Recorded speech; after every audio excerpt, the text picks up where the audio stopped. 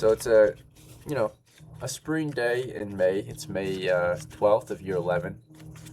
Your party of 7 have readied up just outside of the mine entrance. They've been led down not long after into the start of the lower levels of the mine. So under the human-controlled territories or areas of the mine, you've been led through it. You don't really have to worry about navigating that. Instead, you'll start worrying about your navigation at the start of the lower depths, right? That's when it becomes important. So the start of it basically is after you head down a few flights of stairs, you find yourself standing before a barred wooden door and a 10-foot wide stairwell, right, that goes east. Beyond this door, you've been told, and some of you have been through it, is a T intersection, right, beyond this door. That will be considered no man's land. So past this door is not technically our territory quite yet, and it's not the goblins either, right? It's kind of a war zone, right? So once you get past this door, you're going to be in an area of the cave that is not controlled by either group quite yet, right? However, the goblins seem to have the upper hand here. Not in the case of winning the fight, but retaking the positions. Most of our crews that have gone down there to attack the goblins haven't actually gained any turf. They've just been moving into goblin territories, attacking and then withdrawing, right? Giving up any gains back to the goblins, right? In order to, of course, hold or take a position completely, you'll need to secure it and possibly leave men behind to hold it down while you're away. The miners are willing to, as long as you're able to secure the position, clear it of monsters, so they can push in and start constructing defenses and claiming some of the areas that you guys clear out, right? So the miners are here to do that, but they're not here to fight. You're here to fight. They'll try to hold and secure areas that you clear of monsters, but before they can even do that, it has to be cleared a good deal a ways so they can conduct their construction, of course, of the security of the mine, securing, or expanding their territory through the mines. Okay. So, any questions or concerns about that? About the current situation now? You're at the bottom of the stairs. You each will have a turn to choose what you'll do next, right? So, starting with DOCKLA the third. Upon arrival, Yeah. do you want to just get that door open, move in with your shield and mace again, or something else? Yes. And we're going to be splitting into parties again. Okay, sure. All right. And then I suppose GOGGRIM, your retainer, will be following your party. Yes. Okay. He's got his spear and shield ready. GOGGINS, the thief. You're at the stairwell too. You're getting ready to move in. Are you going in with a lit torch and a polearm or something else? I would like to pass out the torch to Jeff on the way in. Sure. You lit a torch, pass it off to Jeff. You have one torch left. I want to go with DOCKLA's party. Okay. You can let me know on your turn. But GOGGINS, are you forming a new crew or are you going with DOCKLA? I'm gonna follow Star. Not Star, sorry, Malakai. Thanks. Sounds good. You plan on following Malakai if she's or he's willing to lead. The character Guy, played by Isaac, you're the new guy on the team. You've got, a sack of gear, a knapsack, a sack. You've got your javelin in hands at this time. Do you want to light a torch too? I'll be with DOCKLA's Okay. group, and I'll hold the lights and a jab and taking on the rear. Okay, sure. Then I heard Malakai, you're leading the other crew. Is that right? Yeah. Okay. And you've got your. Go ahead. Can I have my spear out? Sure. And yeah, just my spear out and prodding as we're going through the mill. Okay. Jeff, you said you will carry a torch and head out with DOCKLA's crew. Yeah. All right, GOGGINS, bear in mind your crew doesn't have a Malakai, and GOGGINS, your crew doesn't have a torchbearer yet. We have 2 torchbearers though with Ethan's crew at the moment, or DOCKLA's team. What about Sam, the elf? You want to move in with a heavy polearm and a torch, or just a heavy polearm? Just a heavy polearm, and I want to go with MALAKAI'S. Okay. So it's maybe we should send one of the torchbearers off to the other group, or does one of these guys? Yeah, I think we should send Jeff. Jeff, are you willing to switch party to Malakai's crew?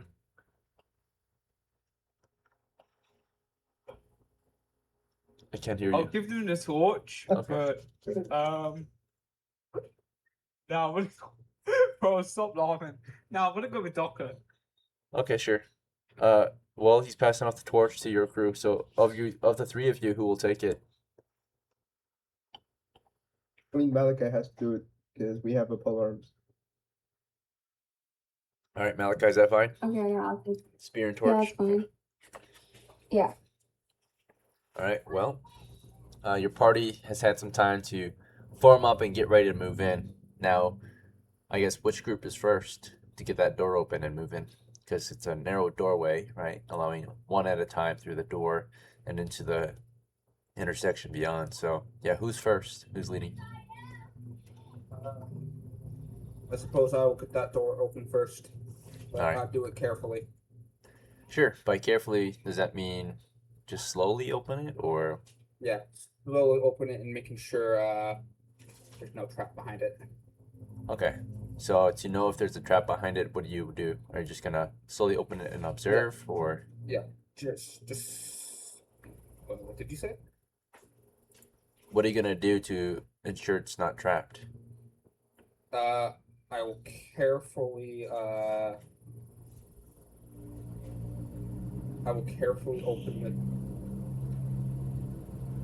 open the door in it if anything gets fallen down, that I'll get covered, or if there's a tripwire, we can see it before it goes off. Okay, so Like by just- carefully, you mean to just slowly open it, and then you're observing for Yeah. anything above or below?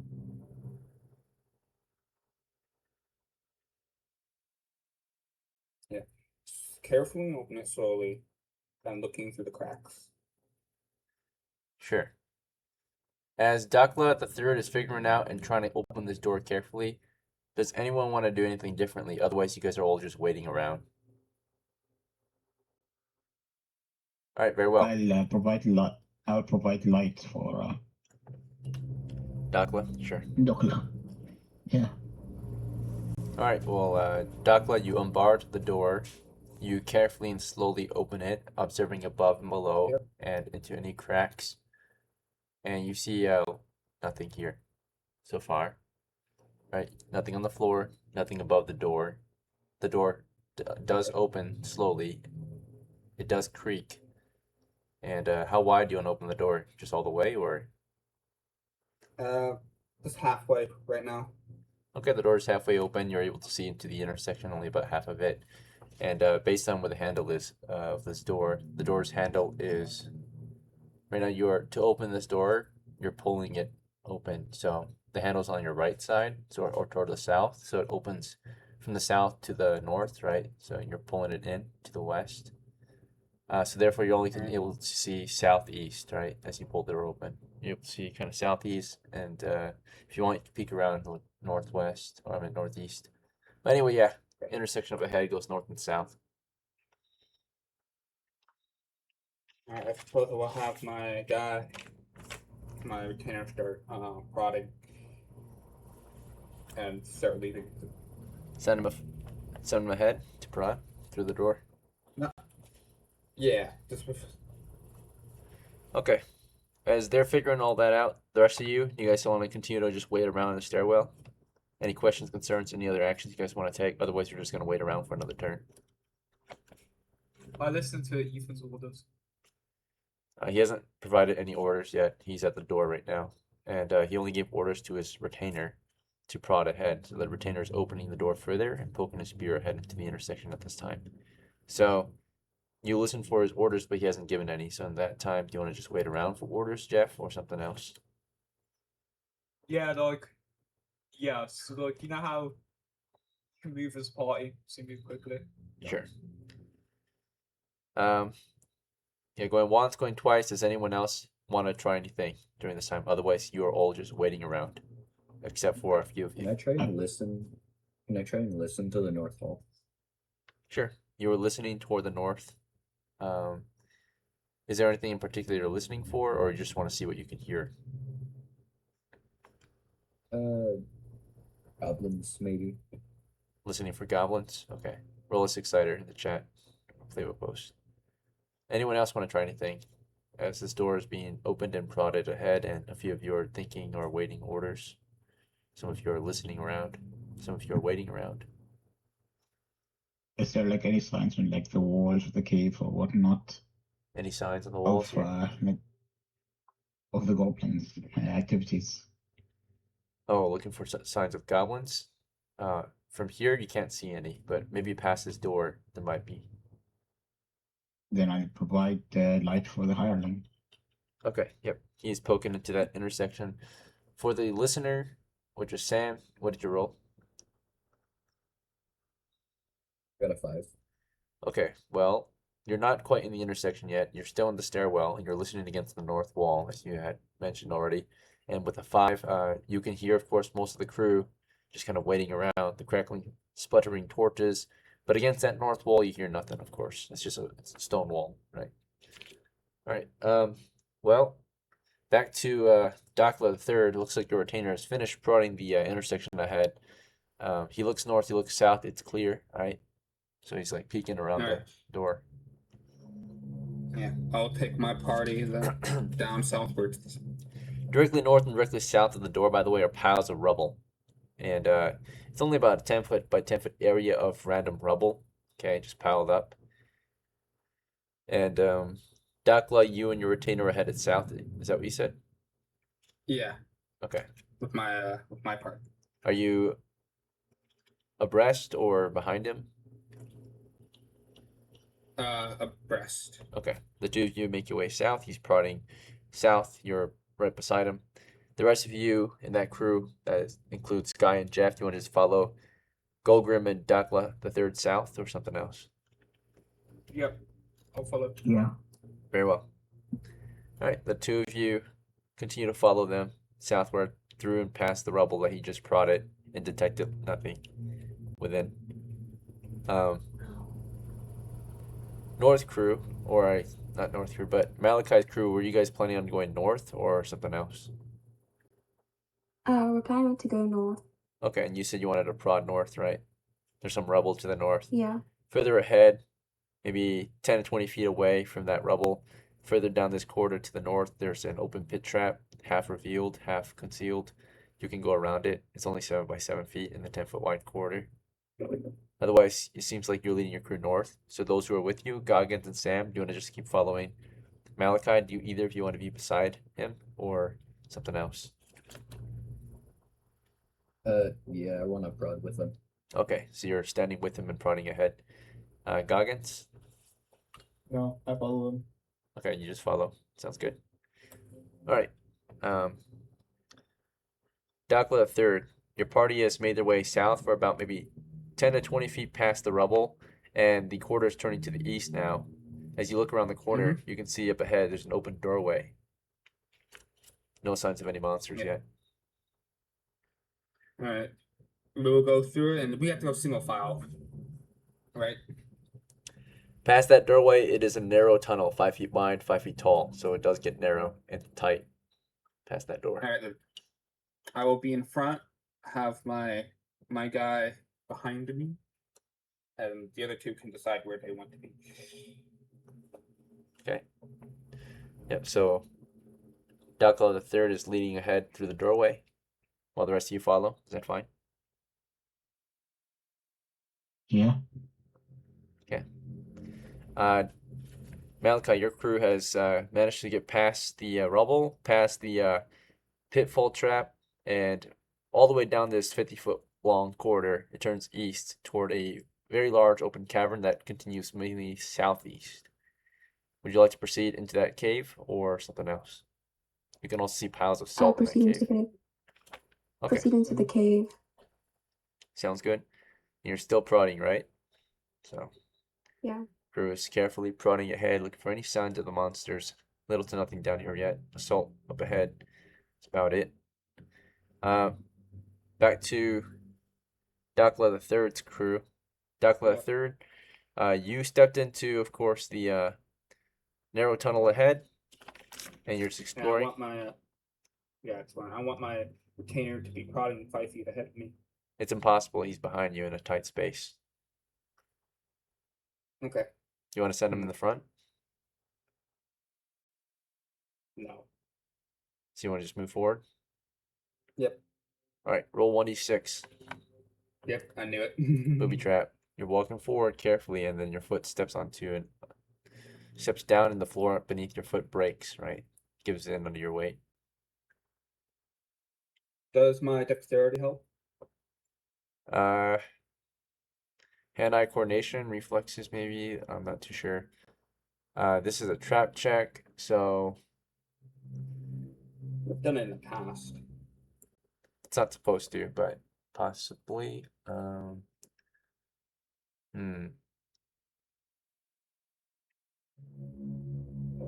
shouting my name. Hold on.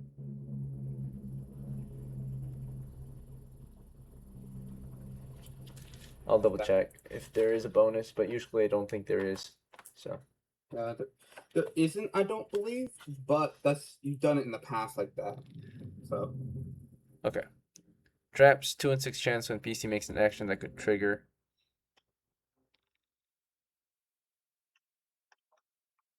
And if you fail the roll, the trap is triggered.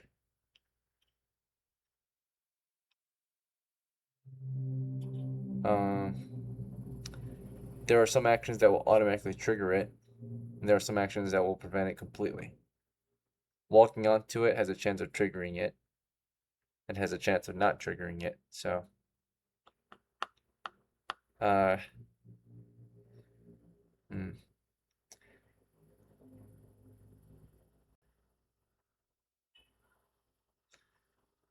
don't think so. But dexterity is hand-eye coordination, reflexes, initiative. So, if you blatantly walk onto a trapped area, would you think that your hand-eye coordination will stop you from triggering the trap? if you're being careful, Okay, like sure. like if you step on something sharp while being careful, you don't just step on the thing. What does being Yeah, careful sure. mean to you? Does that mean you're walking slowly? Is that what you mean? Reaction Yeah. time by the Yeah. Walking slowly, making sure the ground's solid. Okay. Who's Well, calling my name? Hold on. we'll come back to you. Malakai's group. So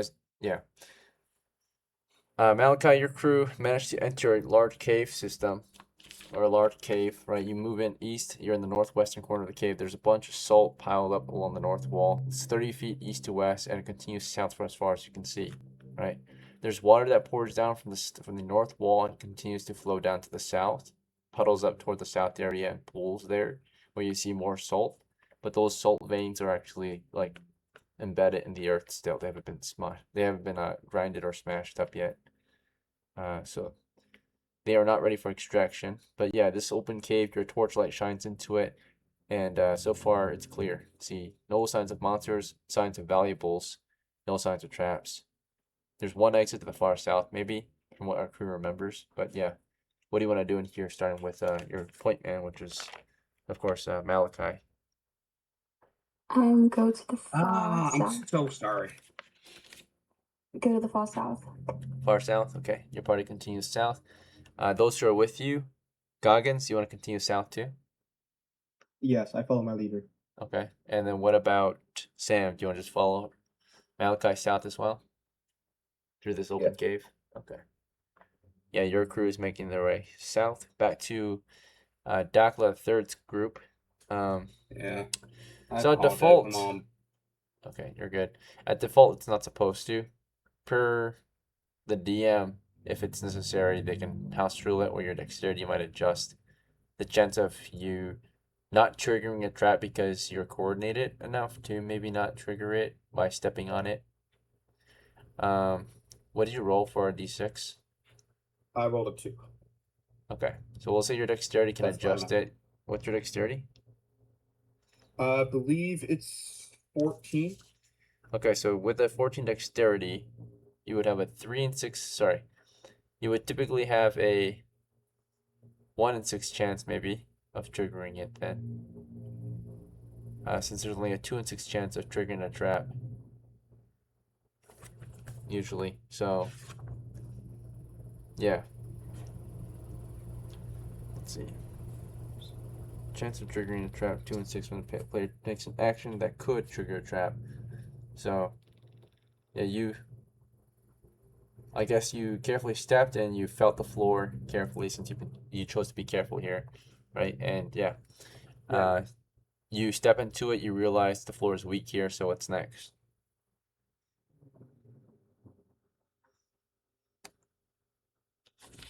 Okay. Okay. And another question for you is that this is a 5-foot wide tunnel, right? Yes.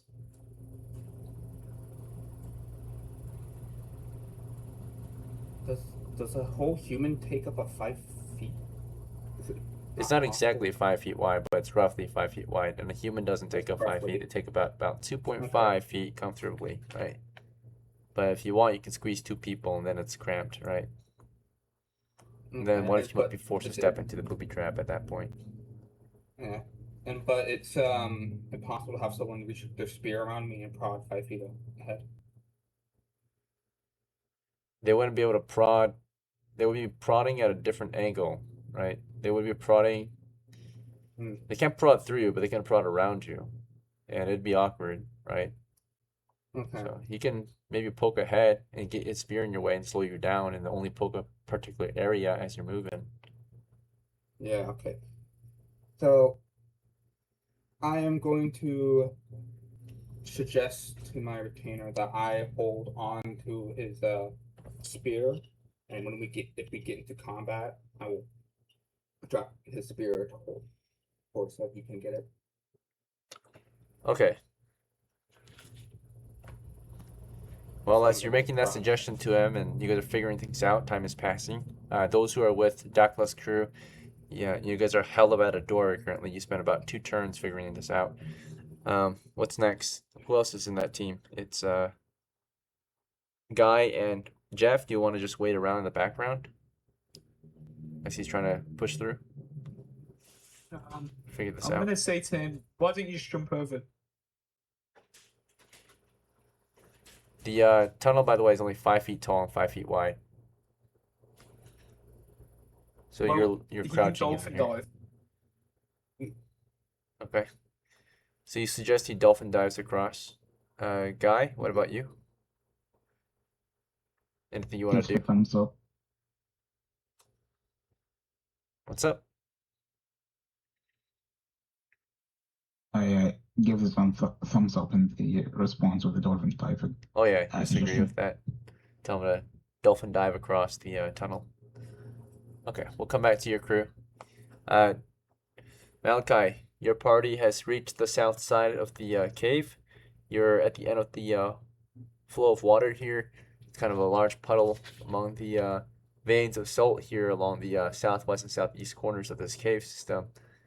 And you can see there's a small hole in the south wall, middle south wall. Beyond it is a cavernous tunnel, very narrow and small, continuing south, right? 5 feet by 5 feet tunnel going south into another intersection. You also see, signs of struggle here as you go up into this area. You can see like remnants of, hazardous damaged walls. Like you can smell smoke. You can see scorched up floor to the west of the intersection. You can see maybe even some blood or smell blood, right? Like copper in the air, some splattered dried blood on the walls here and there, the rocky wet walls. You can see like blood stains. How would you like to proceed? Go through that tunnel or something else? Go through the tunnel. Okay, you're in the front still? Yeah. All right. Goggins, do you want to follow Malachi through that tunnel or something else? Yeah. Sam, you want to keep following Malachi through the tunnel or something else? Yeah. All right, very well. Back to the party of 4, DOCKLA the third.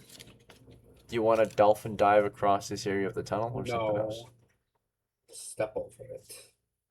But did I get that spear? Yeah. Alright. Yeah, I just step over it and prod with the spear. Sure. You step over where you think the trap is, and when you reach the area beyond it, the floor is sturdy still. You start poking ahead for any other traps that might be on the floor. Nothing has been detected yet. The rest of the crew can And we start will- following. Yeah, what's up? Yeah. And we're gonna head east. Yeah, well, the tunnel only goes east toward an intersection that goes north and south. Yeah. When you get to the intersection, it goes north and south. The north tunnel goes only north for about 5-ish feet and then turns west. The south tunnel goes for 5 feet and then there's another intersection up ahead. So it goes north. Yeah, this intersection that you're at, the T intersection goes north and south. So the north tunnel only goes 5 feet and then turns west. The south tunnel goes 5 feet and then turns into a T intersection that goes east and west. Then I'm gonna head northwards. Okay. Sure. Back to Yeah, let me take you around. and then of course just checking with those who are with him. Are you guys just gonna follow DOCKLA through this intersection? He's going north of it now. I'm gonna follow. Okay. All right. So, yeah, your crew has followed him north. Nothing yet. No contacts. DOCKLA, you're able to see an open pit trap up ahead, just around the corner of the intersection, right in that north tunnel. You see an open pit trap. You're able to walk around it. It's a small pit trap. It's just a foot trap, so it's about 1 foot by 1 foot. Punji trap. You guys walk around it. And yeah, that tunnel goes west for 5 feet and then goes back north for about 10 feet and then east toward another Mhm. T intersection. We'll come back to you, your crew. Malachi, your crew went south down that tunnel and you reached the T intersection that goes east and west. You can see scorches to the west. You can see footprints to the east, muddy footprints. All right, what's next?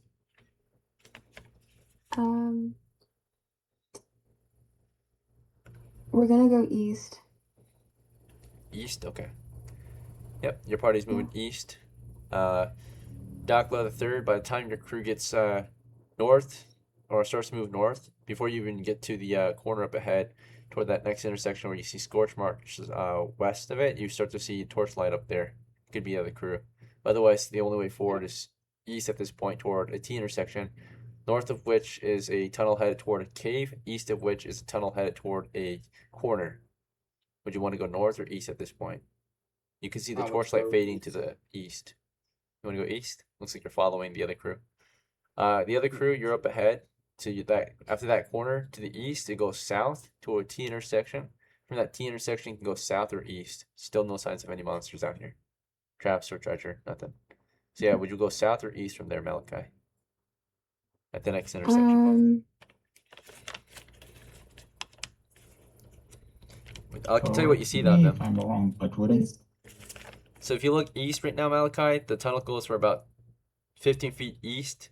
And then there's another T intersection that goes north and south. If you look south of this intersection you're at, it goes only south for about 10 feet into a T intersection that goes east and west. So you want to go south or you want to go east? And what's your question? Malachi? according to the player made map, we would have encountered each other. Their crew is ahead in time. Got it. They're on a different time scale than your crew, so you guys are behind. Plus, you guys are moving way slower than them. Right? They're moving a lot quicker. Malachi? Wait, can you please repeat the directions again? Yes, your options are south or east. Can we go east? All right, you go east down the tunnel, you reach a T intersection, it goes north, and it goes south. If you look north, the tunnel goes for about 20 feet. There's a four-way intersection to the north. If you look south, the tunnel goes for about 10 feet. There's a T intersection to the south. North is clear, south is clear. Which way do you want to go? South. South. Okay. You reach a T intersection. From there, you can go west or east. If you look west, it goes for about 15 feet. There's a T intersection that goes north and west. If you look east, there's a 20-foot tunnel that goes to a wooden door, which is currently open. East. Okay. Before we continue, we'll go back to the other crew. So DOCKLA, the third, your team. Your party has just rounded the corner, and you're making your way south to a T intersection that goes south and east. Continue heading east. East, okay. And you can see in the distance the faint torchlight of the other crew up ahead, just disappearing. But yeah, your team goes east, and you're a lot slower, right? Your crew moves at the rate of 30 feet a turn, roughly. So, yep, you're going east, and then from there you can either go north or south. North heads to our four-way. Oh, north, okay. Your crew's going north. All right. Malakai, your party gets to the open door up ahead, and you see, of course, beyond that door, it's a bean-like chamber or a half-circle cave here. Basically, it's about 10 feet north to south, about 20 feet east to west. The north wall is curved, the south wall is straight. There's only one other door in this room to the far east. This room has 2 racks, a table, fully or half looted. There's still some loot here. Looks like some spoiled or unknown types of rations here, stacked on the racks and such, the shelves or tables. And then, of course, there's bedding here. There's blood all over the floor. Blood stains. It stinks in here. It smells musty and it smells bloody, right? It smells copper. It smells like animal blood, right? It stinks, and it smells musty as well. So anyway, I have to rejoin real quick. sure. Malakai, your party wants to continue through this this cave, or do you want to do something else? Continue through the cave. To the far door, east. Okay. Yeah. All right. Goggins and Sam, just checking on you. Goggins, you want to continue following Malakai through this chamber, or something else? Yeah. Okay. Then Sam the elf left on this turn, so depending on how long it takes, you might not continue the adventure. Okay. Back to DOCKLA the Third's crew. So you round the corner, of course, from that T intersection. You're headed north to a 4-way at this time. Yep. So far, it's been really quiet throughout this delve. So anyway, your party makes their way to the 4-way. West of it, after about 10 feet, is a door to the west. It smells like smoke in that direction. North of here is a tunnel that goes north for as far as you can see. Well, maybe it leads up to another intersection. East of here, 20-foot tunnel that heads to a T intersection. So again, you can go west to a door, north down to another intersection, or east to another intersection. Yeah. Is the door to the west open or is it closed? It is currently open. Okay. And there's no light coming from it, right? No light. It smells smoky too. Alright, yeah, because I threw my fire grenade there last time. I'm gonna head you said there was an east tunnel, right? Yep, there's an east tunnel, and it's 20 feet to a T intersection. Yeah. That way? That's where I'm going. Okay. Yeah, your party heads east to the T intersection, and we'll come back to you guys. That's your full speed that turn. Oh yeah, torches. Torches are going out soon. I think Ethan, your crew's torch has to be replaced at this point. It's been about an hour since we entered. Yep. So we'll Can double I check. hear 30, us spare 30, torch? 30, 30. Yeah, it's been roughly an hour. Alright. So yeah, of your crew, you light one of your own torches, DOCKLA, or someone else? Yeah. Okay, and you pass it off to your torchbearer, which I think is currently a guy. You're the torchbearer. Okay, so you got 5 torches left, DOCKLA. Alright.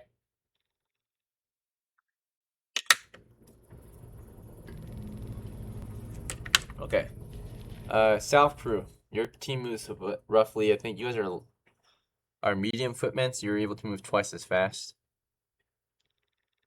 I think you guys are medium. So yeah, you guys moving roughly twice as fast as their crew. So you're able to cover about 60 feet per turn. Anyway, you got to that door though. The far door of this cave. The cave is clear of any monsters or traps, it looks like. Or treasure too. I mean, there's some valuables along the south wall, but they might not be valuable to humans. Anyway, this door here, it's another small wooden door. Do you guys want to open it or what? Malachi, you're at the door. Yeah. Yeah. Can I open it? Yeah. You want to just grab the handle and pull? Yeah, but like gently. Gently? Not too. Yeah. Alright, you gently open it, so slow and careful. As you do that, Goggins, you want to just wait with her? Yeah. Okay. And then what about Sam is still not back. He's waiting at the far door to the west right now. He's having second or cold feet. He's not willing to advance until his player gets back. He's kind of shaken up or shooken up being down here so long. We've been down here for almost an hour for your crew. Or about an hour, yeah. So anyway, yeah, Malachi, you gently start to pull on it, and when you give it that gentle pull or careful slow pull, right, it does not open, right? So you're pulling and it seems too heavy or stuck or locked. You're pulling, it's not opening. You're pulling it gently. Do you want to pull it harder? Normal amount of force or Yes, please. Just a little bit of force. okay. So now you're using a normal amount of force, right? So you're not like yanking it, but you're kind of just using your arm and pulling it toward you. It's still not opening. So do you want to try to force it now? You're pulling. Yes, please. Okay. And now you're trying to force it. So go ahead and roll a 1d6 to force it open as you yank the door open.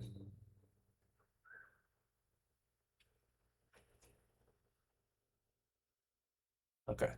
How strong are you? You're somewhat strong. 14. In your first pull, as you pull on the door handle, right? You give it a hard pull, right? So the first time was gentle, made little to no noise. The second time was normal, so it started creaking with your force increasing. And then the third time you pull with full force. You yank at the handle, you hear it shake. The door creaks and shakes, and it does not open. You want to try again? You did hear on the other side wood creaking, so it's likely barred, right? There's probably a wooden stick or a plank or something barring the handle, right? Keeping it from fully opening, right? So you're pulling, you pull as hard as you could. You heard something creak, right? Maybe like wood kind of starting to snap. You want to give it another go, but just bear in mind, Yes. whatever's beyond this door Wait. now is alerted of your position, right? They know that you're trying to open the door. So if there's something there, they've been alerted. You can come back to the door later if you want, or you can try again. Or you can do something else. Do you still want to keep trying? Can I discuss with my group? Yeah, of course. So before you do though, while you were trying to pull that door open, Goggins, were you just waiting around watching her try to pull the door open, or was there anything else you wanted to try to do while he was pulling the door I'm open? gonna start heading south. There's a wall to your south and some racks and a table. Start heading out west. West, okay. You're starting to leave westward, and do you have the torch? You don't have the torch. Malachi has the torch. You see to the west, someone's at the door there. It's Sam, of course. He's just waiting there. So you want to just get ready to leave? Is that what's going on? I'm gonna whisper to him that, well, there goes our chance. Time to go. Okay, Sam, you're standing at the door. You kind of froze up. You're at the start of the chamber. At the far end, you can see Malachi trying to open a door. Sam, do you want to just keep waiting? You're standing in a doorway. I'll just keep waiting here on guard. I'm Okay. I'm ready.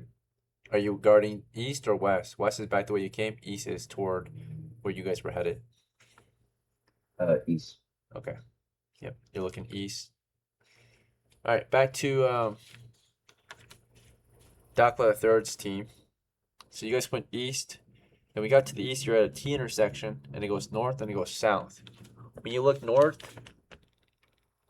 it looks like the north quarter continues all the way for about 20 feet into another intersection. Looks like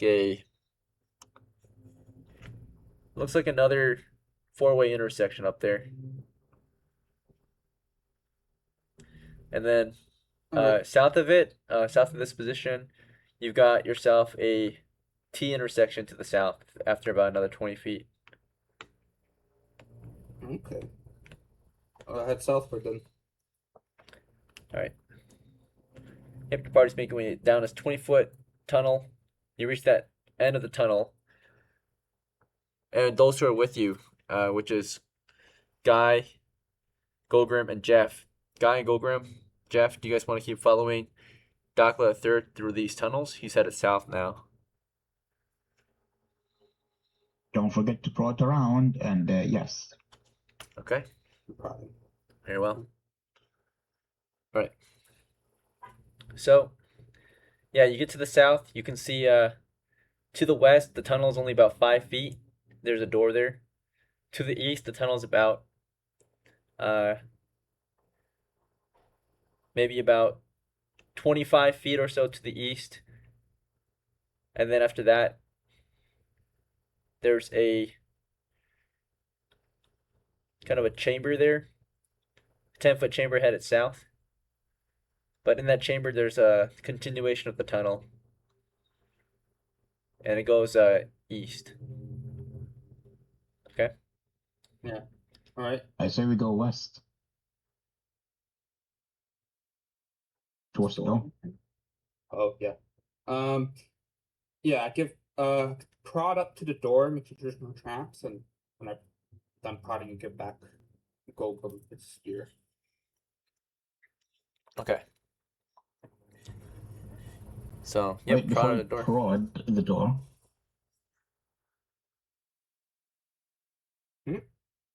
What's up? could I listen at the door before you prod on the door? In case there's any goblins on the other side? I'm not pulling on the door. I'm prodding to the door. Prodding to the door will cause noise. They'll Prodding alert to the potential door. goblins inside. No? Whatever. Yeah, you can go forward. Okay. As you guys were I trying to listen at the figure, door. as you guys were trying to figure that out, we'll come back to you. Okay? Because that was the end of his turn for that 10-minute period. Before you guys proceeded, you guys started debating on how you would approach it. All right. We'll come back to Malakai's crew. So Malakai, you're at that door to the east, right?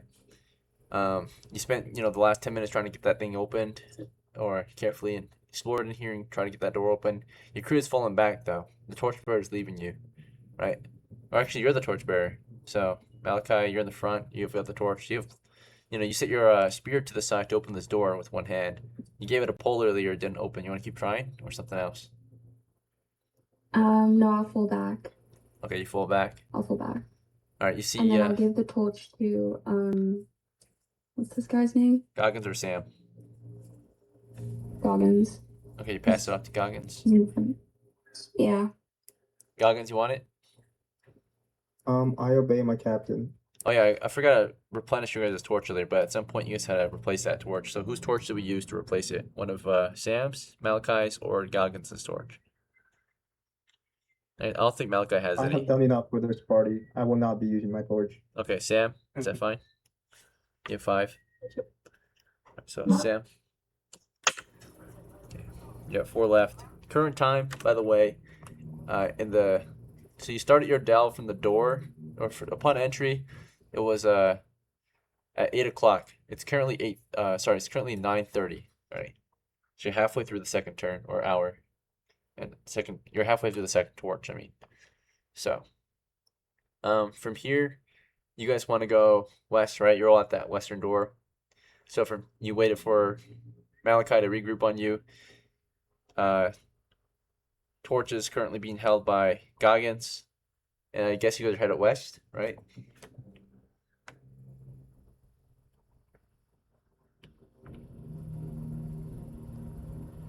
I haven't heard any Yeah, Actions okay. declared. Okay, Malakai's going west. Goggins? Until we reach the T point. Yep, there's a T intersection to the west, about 20 feet down this tunnel. Yeah. Goggins, are you going west too, or something else? I obey my captain. I Okay. go west. What about, who else is with you guys? It's Sam? Sam, are you going west with them or something else? Yeah. Alright, three of you going west down this tunnel, single file. Okay. And I do checks every 20. So that was 9:30 to 9:40. So at 9:40 we'll do a check. Or 9:40 to 9:50 we'll do a check. Back to, well, I'll say do a check for noise, technically.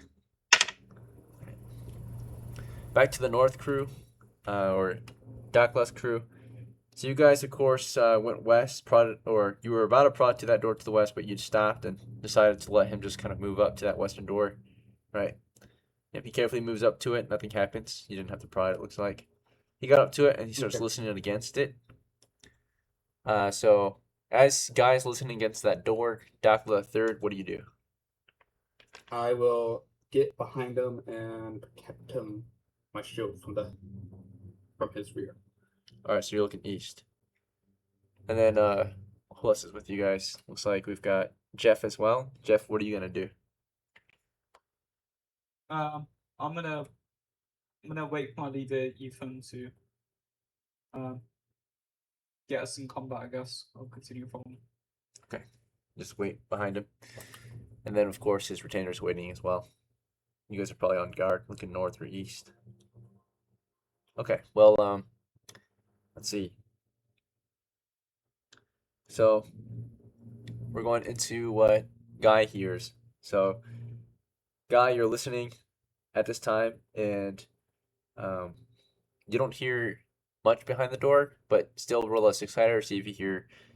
I guess you're listening for any approaching monsters or any quiet noises, or is there anything particular you're listening for? Because at this time, as you listen, you don't really hear Yeah. anything. Effectively, any approaching monsters. Okay, yeah, roll a 6-sider, see if you hear that. Alright, D6. So you That's a listen as 1. hard as you can, and you can hear a snoring monster in there. That's about it. Beyond the door. Yeah, you hear something snoring. It sounds like a single monster in there snoring. Beyond the Single door. monster inside snoring. Yeah. We can plunge dagger at its throat, but we have to enter carefully. It sounds like it's pretty far in there too. Like he's pretty far in the room. You can hear the snoring toward the north of this door.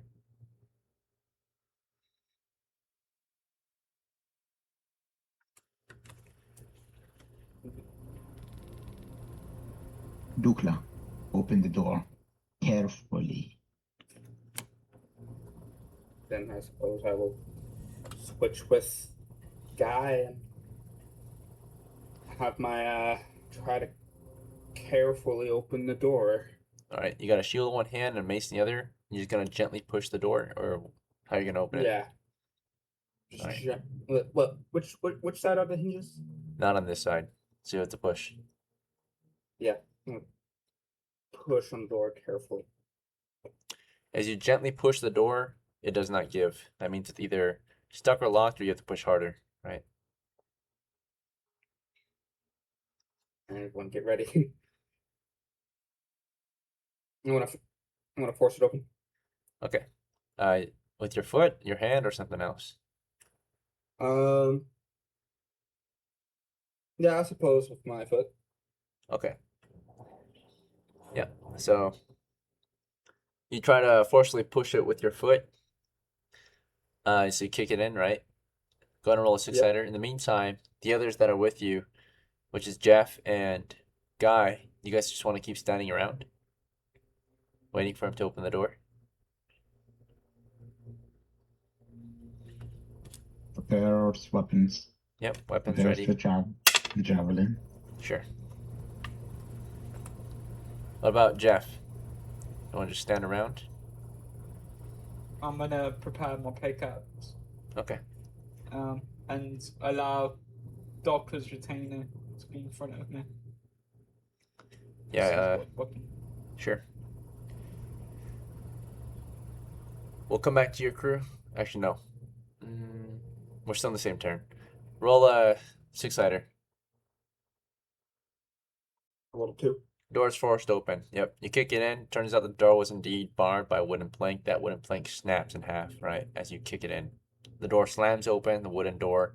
The wooden plank snapped. That was between the handle and the wall and such, right? It broke from that forceful kick. And, of course, you are able to see that the room opens out to the north, so you can see the south wall.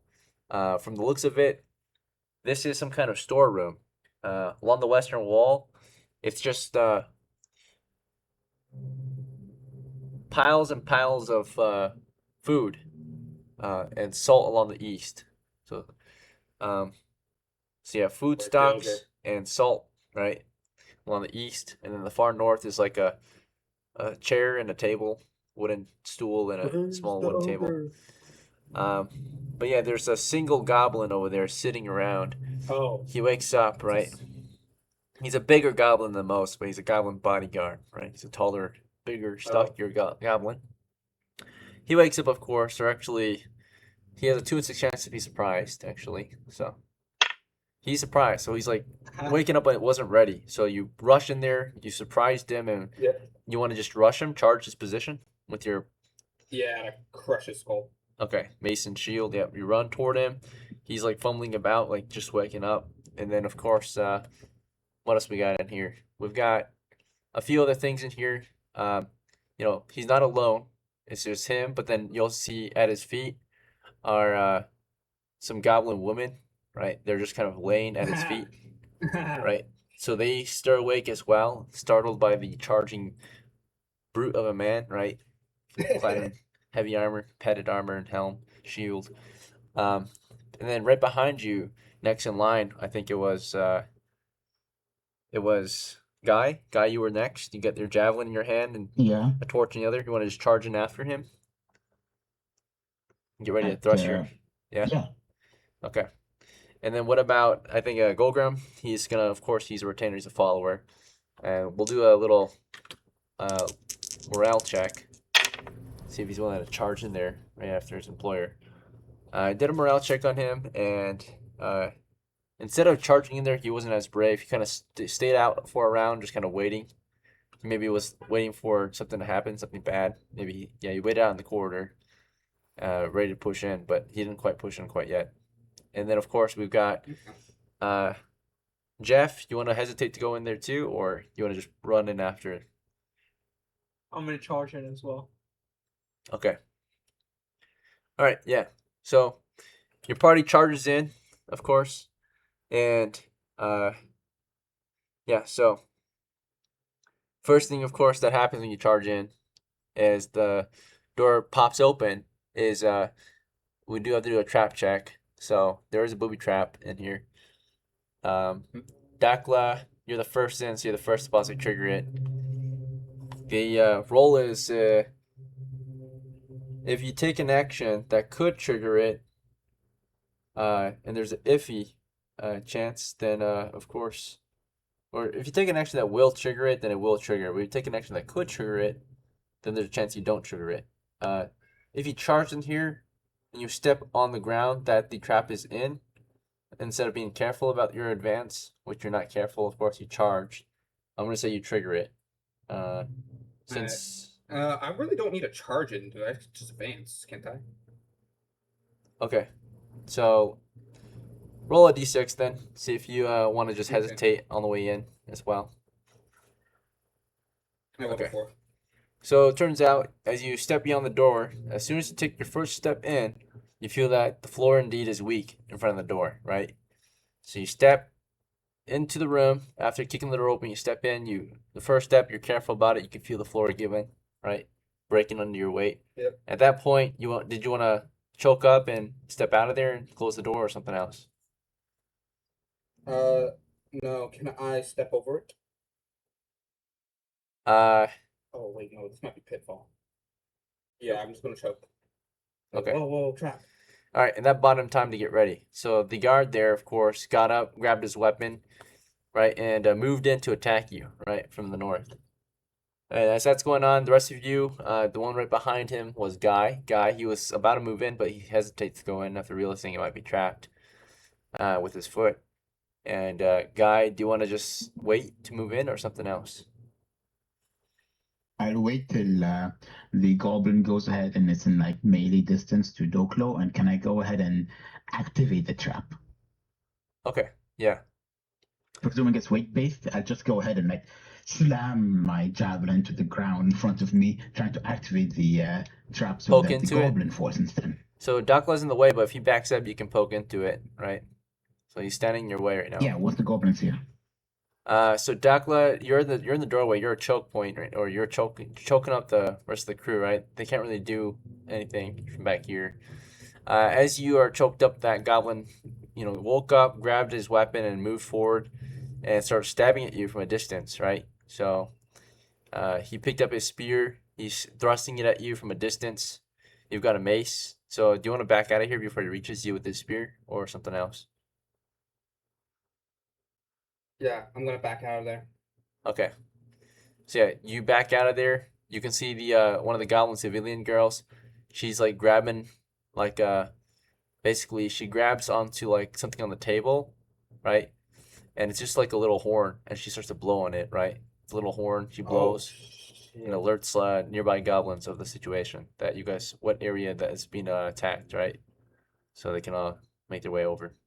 Yeah, she's blowing on the horn. He's stabbing at you with the spear. You guys back out, avoid any combat with them. All right, we're gonna come back to you guys.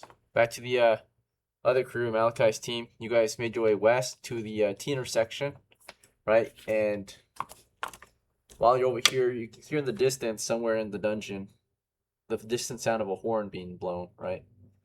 So this is somewhere toward the northeast, maybe, you're not too sure, but it echoes and bellows throughout this tunnel system, right? Anyway, from this T intersection, you can go west or you can go north. I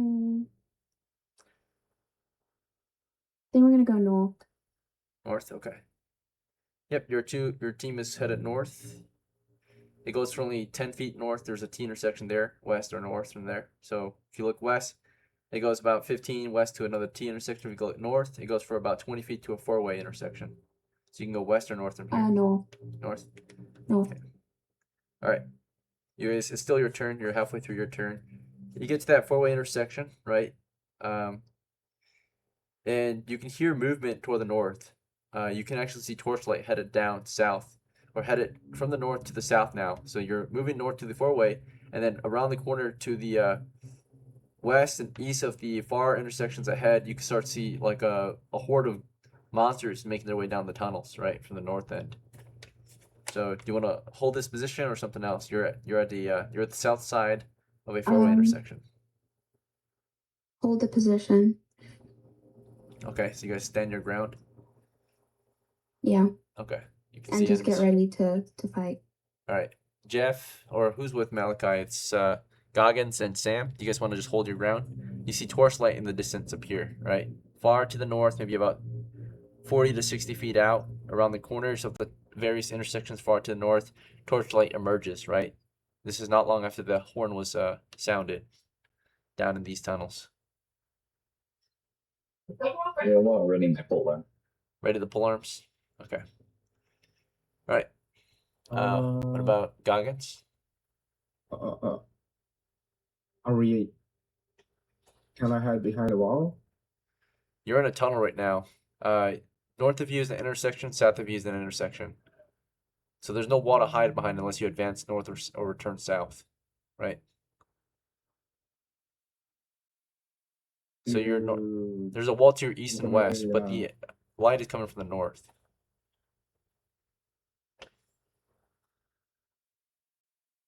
You want to think about it? Yeah. Sure.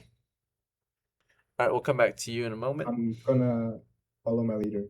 She's standing there in the south end of the intersection. Is that fine? I trust my leader. Okay.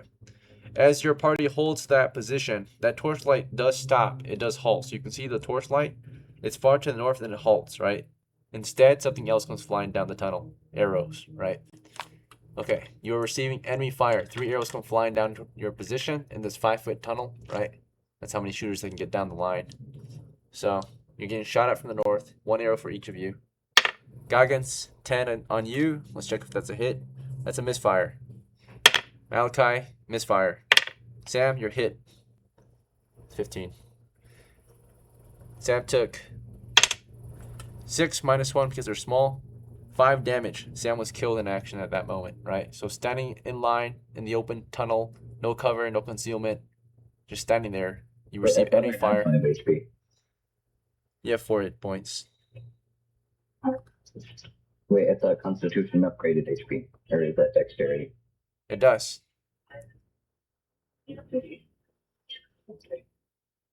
what? It does. Yeah, you probably already received your bonus. You're at 4 currently. I rolled a 4 naturally. Oh, okay. I see. Very well. Go ahead and roll a saving throw versus death to see if you're dying instead. Or if you're conscious still. You're not dead outright. You took 5 damage.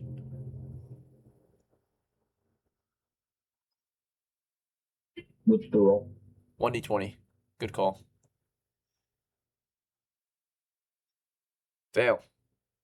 Alright, you're still dying, but you're unconscious. You're bleeding out, and you can't stop the bleeding yourself because you went out unconscious, right?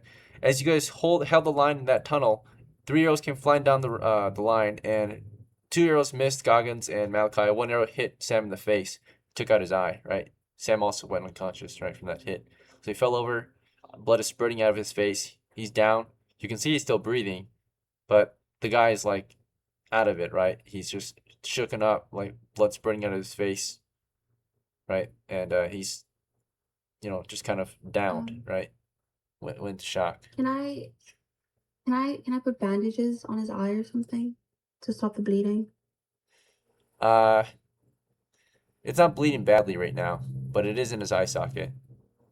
And if that okay. arrow isn't removed, it can cause further injury, right? So do you want to rip the arrow free and then stuff his eye with a bandage? Yes, please. Okay, are you sure, Malachi? You're out in the tunnel still. Actually, no, not right now. No. What do you want to not do? right now. We're gonna head back. So you're gonna run south or something else? We're gonna run south. So the intersection's north of you. That intersection's a 4-way, right? So you can go east or west through it too and take cover. Or we can run back south and still get shot at, but that'll take you further out of here. So what do you think? South or north into the intersection of east and west, or north toward their position where they're firing from? You see the silhouettes of a few goblin shooters far to the north. They're firing from 40 to 60 feet out, which is still within the range of a bow. Can we go west into that little room? Yeah, that we there's cleared out last time? the kitchen's over there. You can see it just around the corner.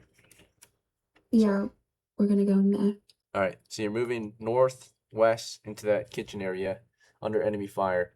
Goggins, you want to go with or something else? Also, by the way, Sam is down. You guys want to leave him behind?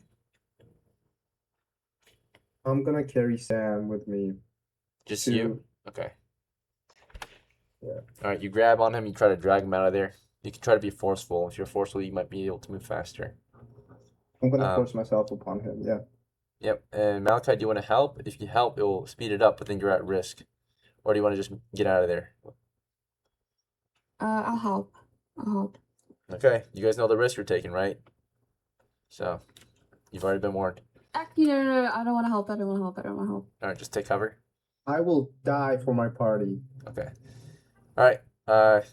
Your turn is almost over. You guys are in combat, which is way faster than a turn, so we have to kind of get through this.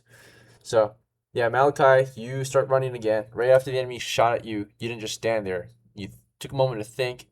You were thinking about going south. Then you started going north. You hesitated, though. And as you hesitated, another arrow came flying your way as you moved toward the northwest, right? Here comes another shot headed your way. 10 with bonuses included. You've got yourself, do you have a shield? Not yet. Unfortunate.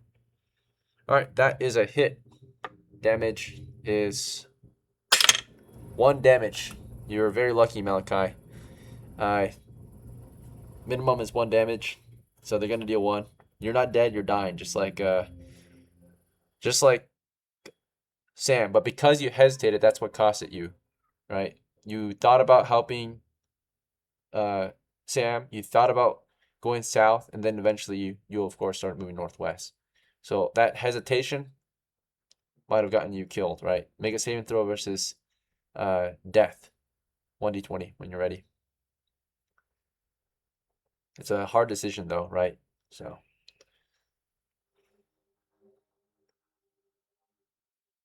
alright. Yep, a d20 when you're ready, or you automatically fail. Alright, that is a fail. So you start moving north, right? And as you step toward the northwest, of course, toward the enemy fire, arrow comes toward you and hits you right in the chest area, torso, right? They're aiming to kill. And you're dying though. You're hitting the lung, right? So you fall over and you start coughing on blood. And because you fail that same throw, your body goes into shock, right? The amount of pain you're experiencing is like mind-boggling, right? Your vision turns white, like you're in just so much pain. You're in a daze, right? Everything starts to get muffled and deafened with the amount of pain surging through your body and the amount of air that you can't breathe anymore because your lungs being filled with blood, right? And then of course, as that's happening, we had Goggins dragging his buddy northwest under enemy fire. Right? Was it northwest or was it south? Which direction were you dragging him? You were decisive. You didn't hesitate. You grabbed on him and you pulled him. I'm gonna be going south. South? And you went aggressively? Okay, so roll a d6 to see if you can forcibly drag him south. Under I'm a enemy good boy. I fire. can do this. Never mind. Fail. Okay. So you drag him at the rate of a normal man, right? You grab on him, you're slow and cumbersome as you're pulling on him, dragging him through the tunnel at a very slow rate. You're under enemy fire. And that's a 4 and that's a 19. And that 4 might hit him instead. That is a hit. So as you're dragging your buddy, an arrow goes into him and kills him. An arrow goes into you and doesn't kill you outright. We gotta roll the damage. So as you're dragging him, it's a 6. So yeah, as you're pulling your buddy out of there with all your might, 1 arrow hits him in the face. So a second arrow in the face, you can hear the goblins cheering, right? Today they're victorious. Another arrow hits you, right? So yes, this one goes into your, as you're dragging him, they aimed and took their time and went through your throat. So you grab at your throat, blood is spurting, right? Roll a, or actually that's an automatic death kind of kill, right? So you can't even survive that one. It went in the middle of your throat. So went through your throat and out the other end, right? So like blood is spurting from 2 sides of your neck, right? And you're like grabbing on both sides of your neck, but too much blood is squirting out and you fall over and die. All right, 1 crew is already out. Sorry for your guys' losses. Thanks for playing tonight. It's quite unfortunate. As I was dying, can I just scream one last thing? Yeah, sure. I'm gonna be like, "Fuck you, 2v." Sure. You gurgly spit that word out, right? But only half of it gets out because you're choking on blood and you fall over and die. That is the loss of our great Goggins, Malachi, right? Malachi was probably the most experienced of your crew, one of the most, 24 points of experience. And of course, Sam the elf for experience. So yeah, that's a loss of a crew right there. So unfortunate. But let's learn from this. Like I told you guys, who want to get better at this game, we got to learn from our mistakes. Mistake 1, of course, always being, well, a usual mistake we always take. It's not 100% your fault because, you know, tough choices, right? You're not too sure. But yeah, indecision, indecisiveness, hesitation, right? It's always going to possibly cost you. It's better to take an action faster than take none at all, right? Even if you're going to make a bad decision, make it quick, right? So, because hesitation is worse than a bad decision sometimes. Also, besides that, of course, you guys were warned. I hope you guys knew. You guys probably saw it coming. I'm pretty sure Goggins saw it coming. Yeah, Goggins, you definitely saw it coming. He deafened, but yeah, you guys saw Goggins saw this coming, and he just put his faith all in Malachi. So, all right. Well, you guys are welcome to spectate for the remainder of the expedition. But otherwise, thank you for playing. I hope to see you at the next one. Sorry for your loss. Other crew, situation seems to be getting worse by the moment, right? The alarm was sounded. Do you guys think it's time to retreat? We are technically an hour and 10 in. So we are past an hour. We can go over since we have more than the usual amount of players. But of course, looks like a larger encounter is on the way, right? So you made it out of there. You can shut the door, but you can hear enemies approaching from the east and the north, right? So what's your move? I'm starting heading north. Move north? Okay. So as you move north, what about the others in your crew? Guy and Jeff? I'm gonna open the I door follow. and I'm gonna launch it, like I'm gonna jump right up dolphin dive and try to smack that bodyguard in the head. Okay. So yeah, To, you're going to get back in over the there? pit. Yep. Okay. Sure. And Guy, do you want to push forward with DOCKLA or something else? He's going north. You guys can see torchlight to the north, by the way, coming down southward.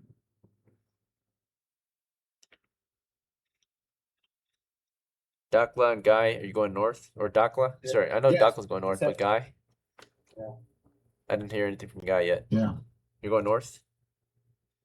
Yep. Okay, very well. We're gonna start with Jeff since he's the closest to this particular action or encounter. So Jeff, you don't leave. You stay. You reopen that door as they're all headed out, and as you open that door, of course, that guy's still there. He's stabbing at the doorway from a distance, and you're jumping. As you open that door, he stabs at you. He doesn't just wait there. And stand around watch you open it. He stabs at you as soon as you open the door. So here's his attack. He missed. As he missed, Wait, you can leapt. I try to grab his spear? This is up for a snipper. Sure. So he would thrust at you, and in this case, you're trying to grab on there. So roll a d20 versus his unarmored attack roll or armor class. So roll a d20 to hit him to make contact with his spear. Damn. Hit. If All right. So you get a grip on there, and you're trying to disarm him, yank it out of his hands. Yeah, I'm trying to yank out hands. Okay. Roll a six-sider to see if you can forcibly yank it from his hands. What's your strength? Got a 3. Okay. I don't think That's a fail, but you got your hands on there still, so you're holding on to it, but you haven't yanked it, right? So it's a tug of war right now. He's gonna try to yank it out of your hands, of course. I'm trying to like put him to the pit. Okay. Yeah, so he's pulling too, so it's a tug of war right now. You guys are just kind of pulling and pulling, right? And the light is Jeff disappearing. weighs more than the goblin, doesn't he? It's a goblin bodyguard. They're bigger and tougher, about the same size as Oh, Jeff. yeah. All right. Back to these guys here. They had gone north down the tunnel that they came from, looks like. So you're going northward, you see torchlight, it halts for a moment, and as you're moving north to a T intersection, you receive enemy fire from the north, right? Arrows come Yep. flying down, as you might expect. You raise your shield. Is it single file? You guys all want to file behind DOCKLA's shield? He's going to receive all 3 hits then? Or do you guys want to spread out? Golgrim's going to hide behind you. He's scared. Yep. Guy, do you want to be beside DOCKLA, or do you want to be behind him or something else? You can be in the middle. Behind. Then Golgrim will guard the rear in case you guys get attacked from the rear, because we hear enemies from the rear too. Enemy fire north. They got their line formation firing. You see 3 silhouettes down there firing down the line, about 40, 60 feet out.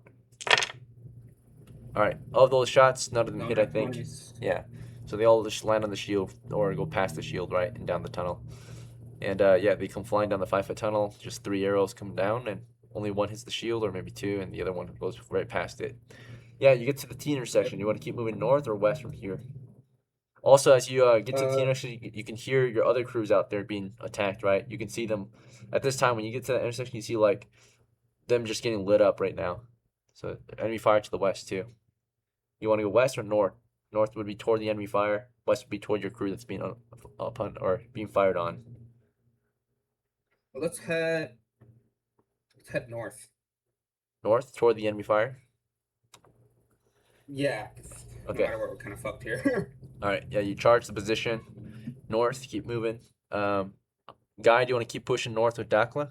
You're the torch and javelin, right? Without him, Yeah. or without you, you can't advance because you have the light. All right. So you keep pushing. Golgrim, we'll keep moving too. All right. There's no reason for him to not be brave yet, or be brave anymore. Let's see. You guys are moving toward danger. Back to Jeff. It's dark in here, but you realize there's a little bit of light on the table to the north. It's a candle. It's lit. The female goblins, they're right behind him in fear of what's happening, right? The brave bodyguard is stabbing at you. He's almost completely naked, and yeah, he's just stabbing it. He was trying to stab at you, but you grabbed his spear and were trying to yank it from him. And as that's happening, the little smaller goblin woman, they try to help him, right? They like try to like help pull the spear toward them too, right? So they both kind of reach on him and try to tug him toward them too, or at least hold him from going any further. So there's some extra weight on his legs, right, as they're grabbing on him. And you're trying to yank that thing out of him. By the way, goblins are the sworn enemy of, or you're not a dwarf, right? Yeah, you're not a dwarf. You're a ranger. I'm a Right. ranger. All right, yeah, you keep on pulling. And by the way, it gets pretty dark in here though, so you can barely see. It's just candlelight to the far north.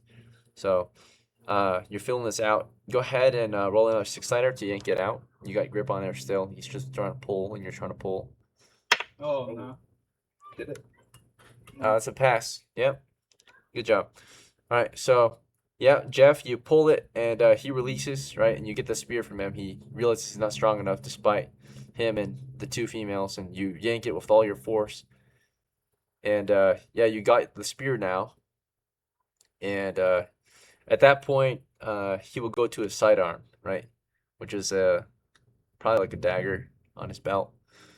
So he like barks at you. Let's see if he can speak your language. He can. He speaks common. Looks like he does speak common.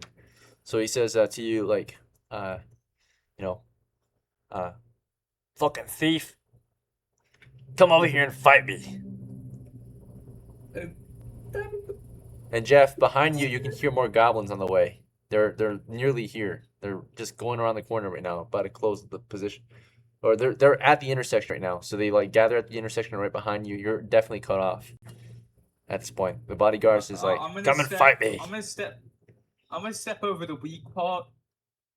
You don't know and where the then trap is step- though. You just know that it's weak on the floor. So even if you step over it, you might be stepping into a trap. Well, I know DOCKLA. I could see where he hesitated, right? Yeah, he took one step in. That's it. Well, I'm gonna take just like a very large step over, I guess, to the right, if you know what I mean. Yep. Like, enter to the right and try to be stabbing. to Right. enter. Yeah, you step over to the right, northward then, right? Because the door goes west, so you step north. And the enemy are behind you to the east. And as they gather behind you, they've charged. But you quickly go north before they can start firing on you, I guess, right? And enter the Yeah, room. so behind the wall. Yeah. Yeah. So you enter the room, you go north, and you outsmarted the trap. The trap is not directly to the north of the door, so you're able to just step onto solid ground. As you do that, the goblin bodyguard rushes you with his dagger, and you can stab at him. Roll a d20. The female is let go of him, of course. Holy shit! Oh my Okay. god. Let's go. All right, Yes. that's a hit. Let's Despite go. the dark conditions and all the penalties you might be having, you still got a hit. Roll damage. Is it 2d6? 2d6, two-handed, right? So. Yeah. All right. Oh my god. Yeah, you killed That's him. less than 12 Alright. damage. He charged you, and where do you want to hit? The torso or the face or neck? Yeah, just straight in the neck. Okay. Yeah, he charged you with all his might. Ah! And the spear just goes through and out of his neck, right? You stabbed him dead. You can toss him over the area of the trap that you think it's at to just make sure there's no trap anymore. You want to do that? Just throw his body in the trapped area? Yeah, but I'm not immediately shutting the door. Okay. And Morale check.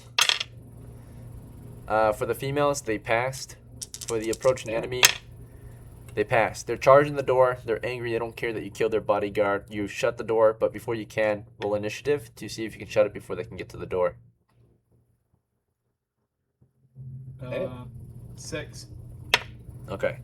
Yeah, they came charging, and you quickly stepped in, stabbed that guy in the throat, quickly turned around, slammed the door shut because it's a pull door. You slam it shut, you push it shut, and they're banging on the door. And what do you want to use to bar it? The spear or something else? As you're doing this, the two females they come at you, right?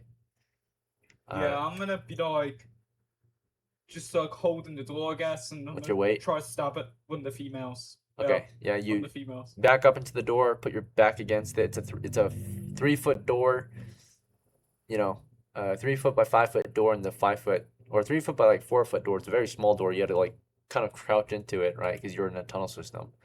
And you put your back, or you sit up against the door basically, as they start pounding on it, and only about 2 or 3 of them can pound it at once. So they're almost getting it, right? You're up there, you need some help, and you got the spear facing the 2 females, and they have morale right now, so they're willing to fight for their lives, right? So they came charging you, right? They had in their hands, they picked up like one of them picked up a rock nearby, another one picked up the dagger that fell, right? So the one that picked up the rock was faster. The one that picked up the dagger was slower. She had to pick up a dagger. But yeah, the one with the rock comes charging you, stab at her, roll a d20 to hit her as you put your back against the door.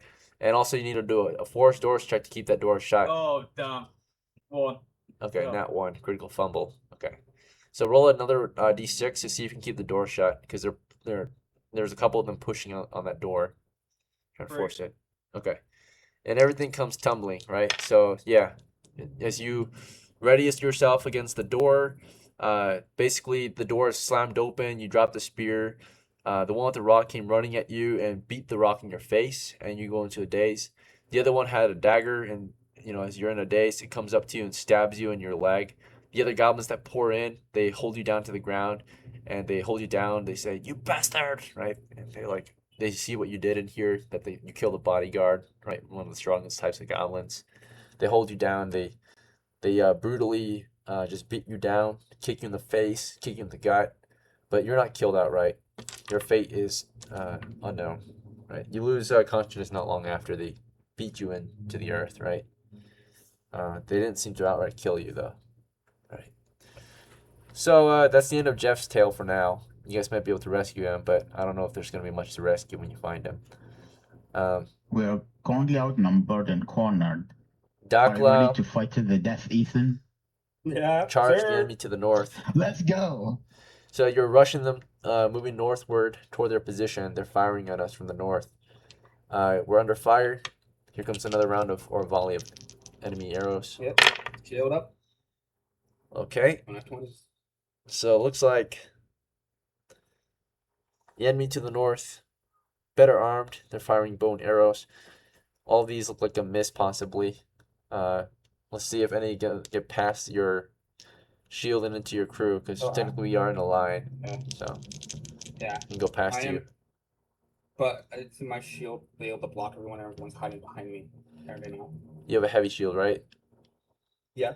But there will be times where there's a gap. That nat 20 chance is what we're looking for, right? Because there's a chance it might fly past you or your shield and hit one of your guys. Okay. I Even if see. they're falling in line, there's still that slight chance that one goes past you, Okay, I Right. see.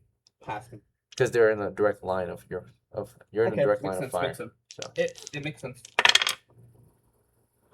all right, there's one nat 1. So but basically, but this is just collateral damage. It's not the initial attack. So the initial attack failed. So yeah, that nat 1 just kind of just means that it's just automatic fail. It just hits your shield. Okay.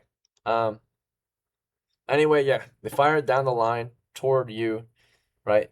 It's not like they're firing directly north of you too, right? Some of them are east or west slightly, right? So they could be firing at an angle, giving them a Right. better chance to hit someone in your line, right? So Okay, I see. you got to consider that. They're not like stacked like this or anything like that. They're spread out, firing southward. Yeah. So, as you guys advance north. Okay, none of them seem to hit you though, or any of your crew behind. And you rushed forward. You guys did a dead sprint toward them to crash into them, close the distance. Yeah. But, completely blocked. Yeah. Yeah, before you could, after they got that line of fire conducted, they had a front line. So here comes their front line. Basically, the goblin front line consisted of just one dude. The others were archers. So one dude steps forward as the archers kind of back up, and he comes charging down to intercept. He's got his, he's got his shield, and he's got his, he's got like a shield and a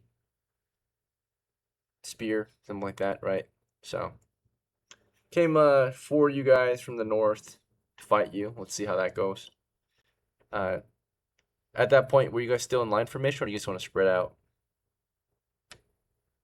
Well, we're in a 5-foot tunnel, so we can't really spread out too much. Yeah.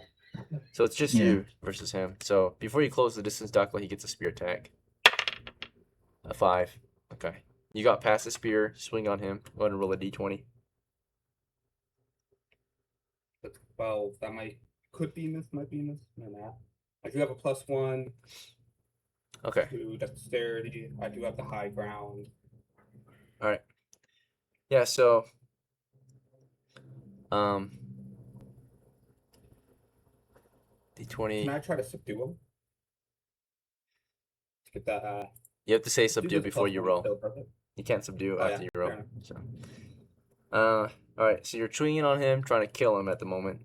So torso or face, and with a 12 against his armor, he's a shield and his size. I think that's still a miss. So yeah, you beat down on his shield. Right, he blocks. And as that was going on, South crew, as you kind of fall in, right, you can hear you're being outmaneuvered. The enemy to the south are firing on you, right? So you went north and they came around the corner, or they didn't really have to come around the corner. They were already at the corner, right? The ones that were far to the east that showed up at the door, you know, in the chamber that you guys were at, well, they are firing northward now on your back, right? As you're fleeing down the tunnels. That's why we have a shield guy behind us. Yeah, Golgrim. So Golgrim, of course, seeing that you're halted up there, turns around and starts to block the rear enemy fire. So let's see if he can block all 3 shots. All right, checking out his armor class. Looks like about. Let's see, he's got an armor class of 9 at default with the shield. The shield gets doubled against arrows here as he blocks.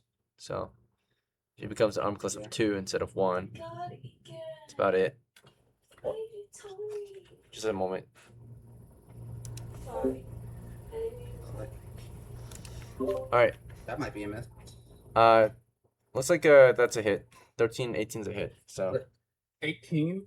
Wouldn't it be reduced down to because it's short range, they have low ground.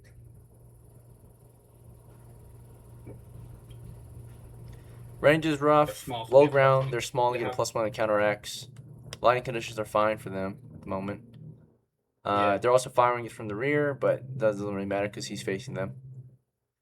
Well, actually, technically, he wasn't facing them. He was charging down they fired while he was running after you guys. So, technically, he wasn't even blocking when he sprinted down the tunnel. No. Unless he stayed His whole behind. job's His whole job is to block behind us. So that means did you want him to stay behind and block from the rear? At that point, he's not blocking your rear. He's just blocking himself, right? Because we sprint Yeah. down the tunnel, right? You can't sprint backwards, so, or you could, but it doesn't sprint the same as if you were sprinting forward. So he'd be blocking still to some extent, but then arrows can go past him and into the next person's back, which is Guy. They would have a higher chance of shooting past him and into Guy, because Guy's no longer directly behind him. There's a bigger gap, so there's a bigger angle for Guy to get hit at that point, and you as well, right? So he's gonna sprint it north. So I'm pretty sure we ruled that you all 3 were sprinting north. Technically, he wasn't blocking. Right, that's fine. So he'd be under fire at a rear attack. He wasn't really aware of that either. Right? You ordered a charge north. The enemy were coming from the rear. They fire on our backs. At least 1 hit, but at this time it looks like 2, possibly even 3 hits. This might even be a hit too. 8. Well, let's just say these 2 hit. And that'd be more than enough damage to kill him, right? So under heavy enemy fire, while you guys were pushing north, at some point Golgrim fell off your crew's charge and collapsed dead with a few arrows in him, right? Guy, of course, you were following DOCKLA into a melee northward. You're going to be choked up soon. The campaign looks like it's coming to an end, right? Or this battle, right? DOCKLA, you were able to swing on the shield, but relooking the situation, do you want to surrender? Do you want to fight to the end? No, never surrender run away? a goblin. Okay, DOCKLA will keep fighting. Indeed. Guy, do you want to surrender? You ready to fight still somehow, or something else? You're in a tight tunnel space.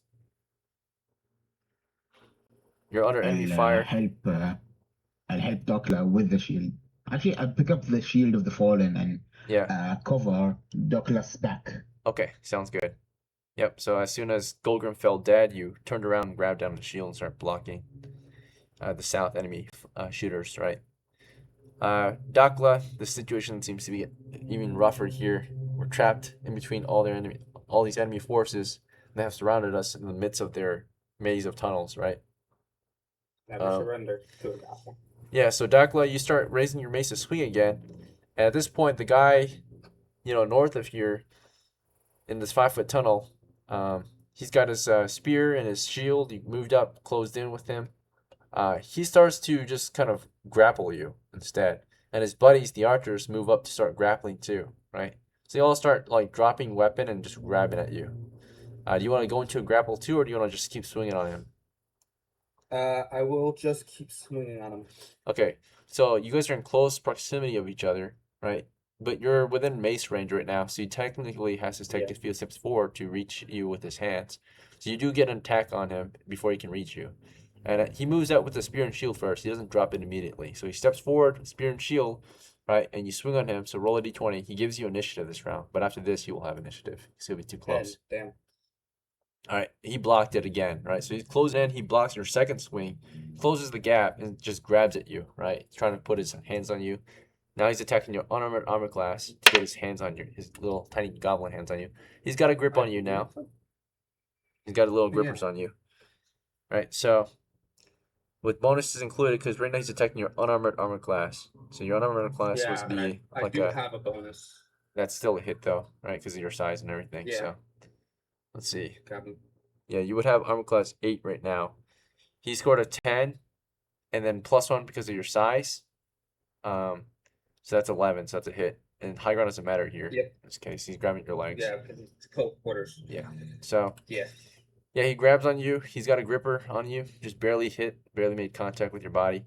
And now he's trying to be forceful, of course. So you can also try to be forcefully resisting him. So roll a 6-sider to resist him.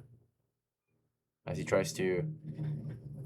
he's trying to, at this point, grab on your leg and flip you over, right? So he's not being forceful. He's doing a normal amount of force, and you're doing a normal amount of force. Well, you are 400 pounds you have to deal with. So as he grabs on you and pulls, you plant your feet, right? You like take a good hard stance and you resist him, right? So you're like, see him, you start to resist. You start to like, as he's pulling, you're using your legs to yank his arms out, right? So you're being steadfast here. But as you're holding, the other goblins try to reach and pour on you as well in this tight space. And in the 5-foot tunnel, at least 2 of them can reach you until you're toppled over, right? So 2 abreast. Technically, because we can be 2 abreast, they can be 3 abreast in a 10-foot. I mean, on a 5-foot, because they're smaller. So they can be 3 abreast, but we only can be 2 abreast. Yeah, so 3 can try to grapple. Too. But it doesn't matter for them because they're just grabbing on you. Yeah. So grapple is meant for tight spaces like this. So yeah, as that guy gets a good grip on you and you're starting to resist him, the other 2 show up and also go for an attack against you in the midst of this grapple. And you're in the middle of resisting, so you can't really push or block or dodge them. They're just coming in and getting their grippy hands on you. And they have a bonus to hit because you're not able to block or dodge them as you're being held, right? You're encumbered. Yeah, but I believe that... The 6 might miss, but the 7 hits. The 6 missed. So one of them you're able to resist. He came at you while you're in the middle of like while you're in the middle of your grapple, trying to keep this guy from flipping you over because he's grabbing your leg and trying to toss you over, but you're resisting him. You resist him with your leg, and you start using your items in your hands to like push him or hold him back and get ready to swing on him. But the other guys come up. One guy grabs you, yank your arm out of his grip because he's trying to grab your mace hand.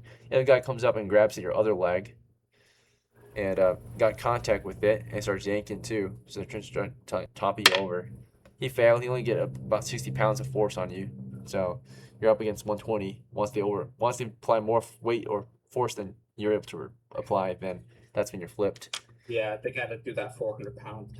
Yeah. So they're working at it, and then of course as they're working at that, we've got Mr. Guy behind you receiving enemy fire. Guy, do you want to just stand there and block with your shield, or is there anything else you want to do as you're under fire?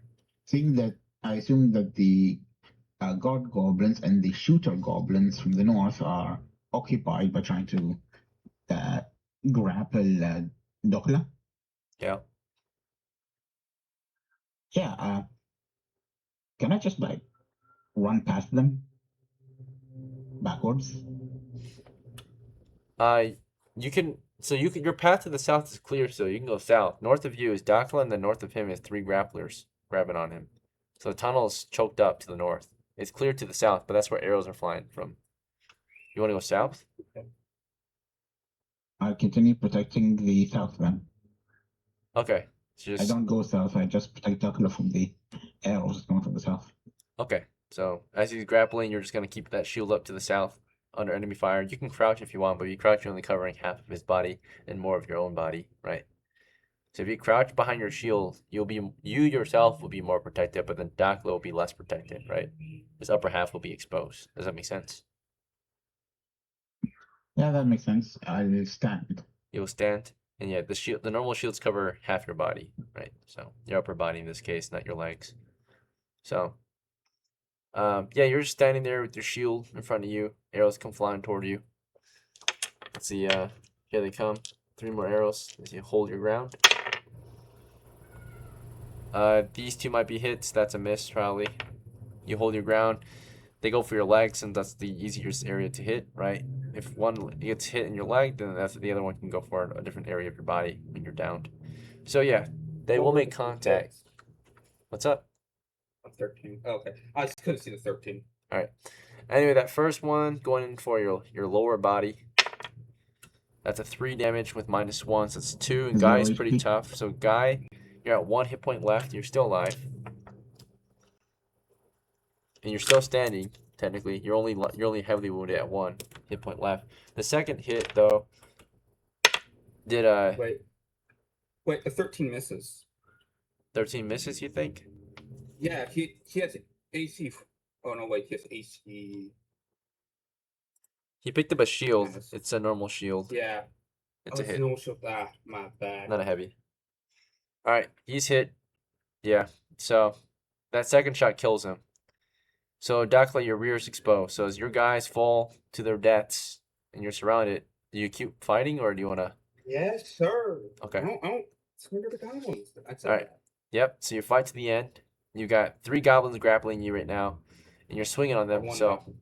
Not two goblins. 2. Yeah. One. One couldn't make good grippers on you. Okay. Yeah.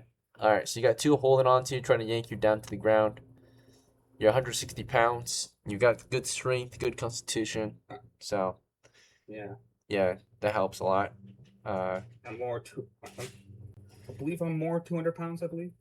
No, well, the adjustment would be 37% increase to your weight. So let's grab a calculator and Yeah, more. check that out. Calculator. Then it was 25% here.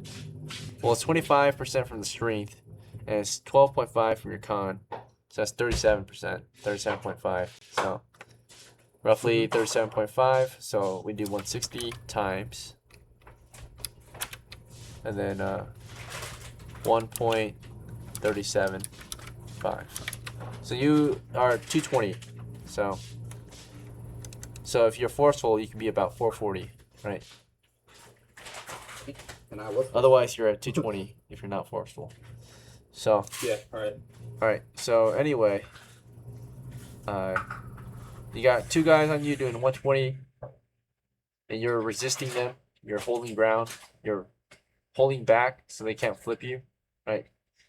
And then, as it's all happening, of course, arrows come flying toward your rear in the midst of the grapple. They're grabbing you from the north, so if they miss you, they might hit their own buddies in friendly fire in the midst of grapple. Yeah. Right. So the south crew of enemy shooters aim careful, aim from the rear, and try to hit you while you're grappling 3. As you're grappling 3, you want to swing on them, right, with your mace? Yep. Roll a d20. Yeah. I rolled the one that's holding on to my leg. You have a huge So advantage it's while easier they're to busy hit. grappling you, by the way. Yeah. That 20. 28. All right. Yeah, you easily kill one of them. As that was going on, the other 2, right, there's 2 more archers, 4 total in this area, try to grab it on you. And they both failed. You were Yeah. able to push them back, or swing your mace around violently, kind of scaring them off. You brandished it. The other guy on your leg still is yanking and pulling hard as he can. No matter what, he has no chance at this time. He needs help. Yeah. You're too big of a man to yank, as long as you choose to resist. And as that's going on, you receive enemy fire from the rear. Right. All right. 2, 8, and a 10, all misfires. Right. So Yeah. one might get stuck in your gamson, right, and the others just will fly past you, but possibly hit their buddies, who are in the midst of grappling you. So there's There's 3 of them trying to grapple you right now in grapple range. So let's see if any of them are hit. Miss. Hit. So some friendly fire. Right in the midst of the grapple, they're grabbing. 2 of their guys are hit by friendlies. And that's a 5 and a 2. That one's down or dead. That one's wounded. So 1 died, 1 was wounded Don't of the 2. Doesn't one of them do double damage? So not 20. Or does that not count? It does count. Well, 1 died already. The second roll here would be on this one here then. So Yeah. 2. Okay, yeah. That should be enough. Alright, so they both died. Yeah, 1 was a headshot, 1 was a body shot, still a kill. So 2 of their guys went down. And they chose the wrong action there. They fired into melee, right? Killed some of their buddies. Freed you up.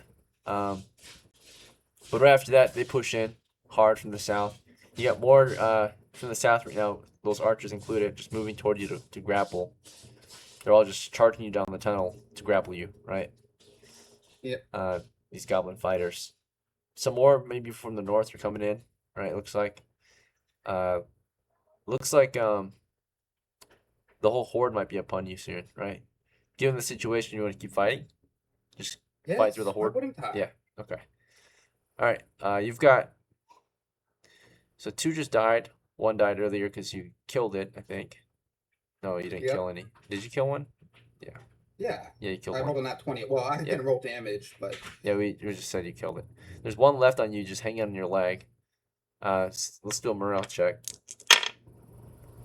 Pass, somehow. He's still on your leg. And at this point, he's going to start biting instead. Chomping down in the midst of grapple. Since he realized he can't do much. So he didn't just stand there. He started biting into your leg. With the grippers on you. Alright. Your shield doesn't help you here while he's biting in your leg. In the midst of grapple. yeah. But I have a gift, so that should help. Okay. Yeah, the heavy gamson does help in the midst of grapple. Your dexterity can help too. Yep. Which I do have a +1. Alright, so technically your armor class here is he is gripping you, biting down on your leg in particular. He's not going for your helm, he's not going for your shield. Those have no applications here. So your armor class would technically be 9, minus 2 from your heavy gam, so 7, minus 1 from your dex, so 6. So it'd still be a hit, technically, as he chews down on your leg. But only 1 damage anyway, so Yeah. fine. He bites down as hard as he can. You're at 3/4, 3 of 4. More goblins to the south come in. They drop their bows. They go in for grapples on you. So they came in from your rear. You want to keep swinging, right? Roll a d20. Yeah. I swing at the one on my leg.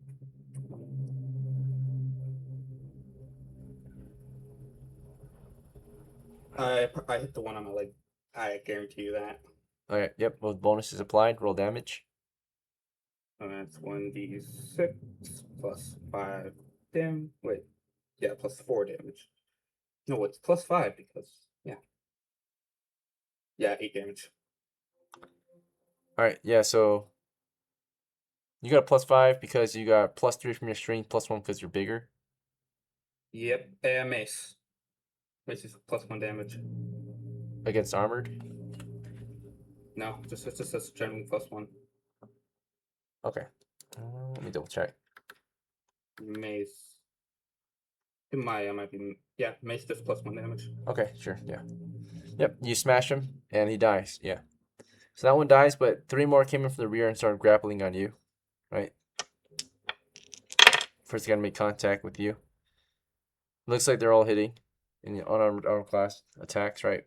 So we'll only check that because of nat 1 or whatever, right? There's a chance they fumble or can't get a grip on you.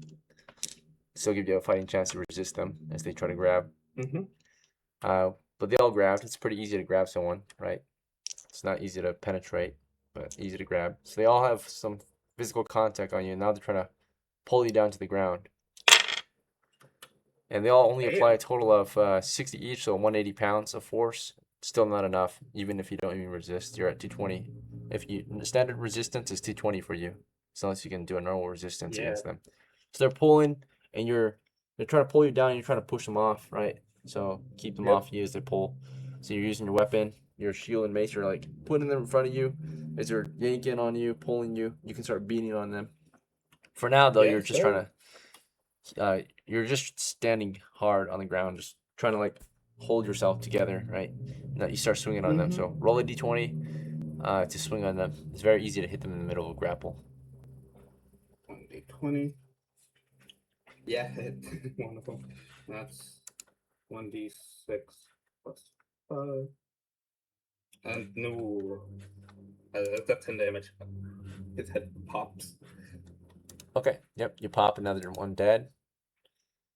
As he is crushed under your mace, they realize their grapples are ineffective, and they start trying to bite. They have a grip on you, so they're technically in grapple still. They have their grips on you, but they're just biting while they're grappling you at this point. So while they're hanging on to you, they're just biting down on you.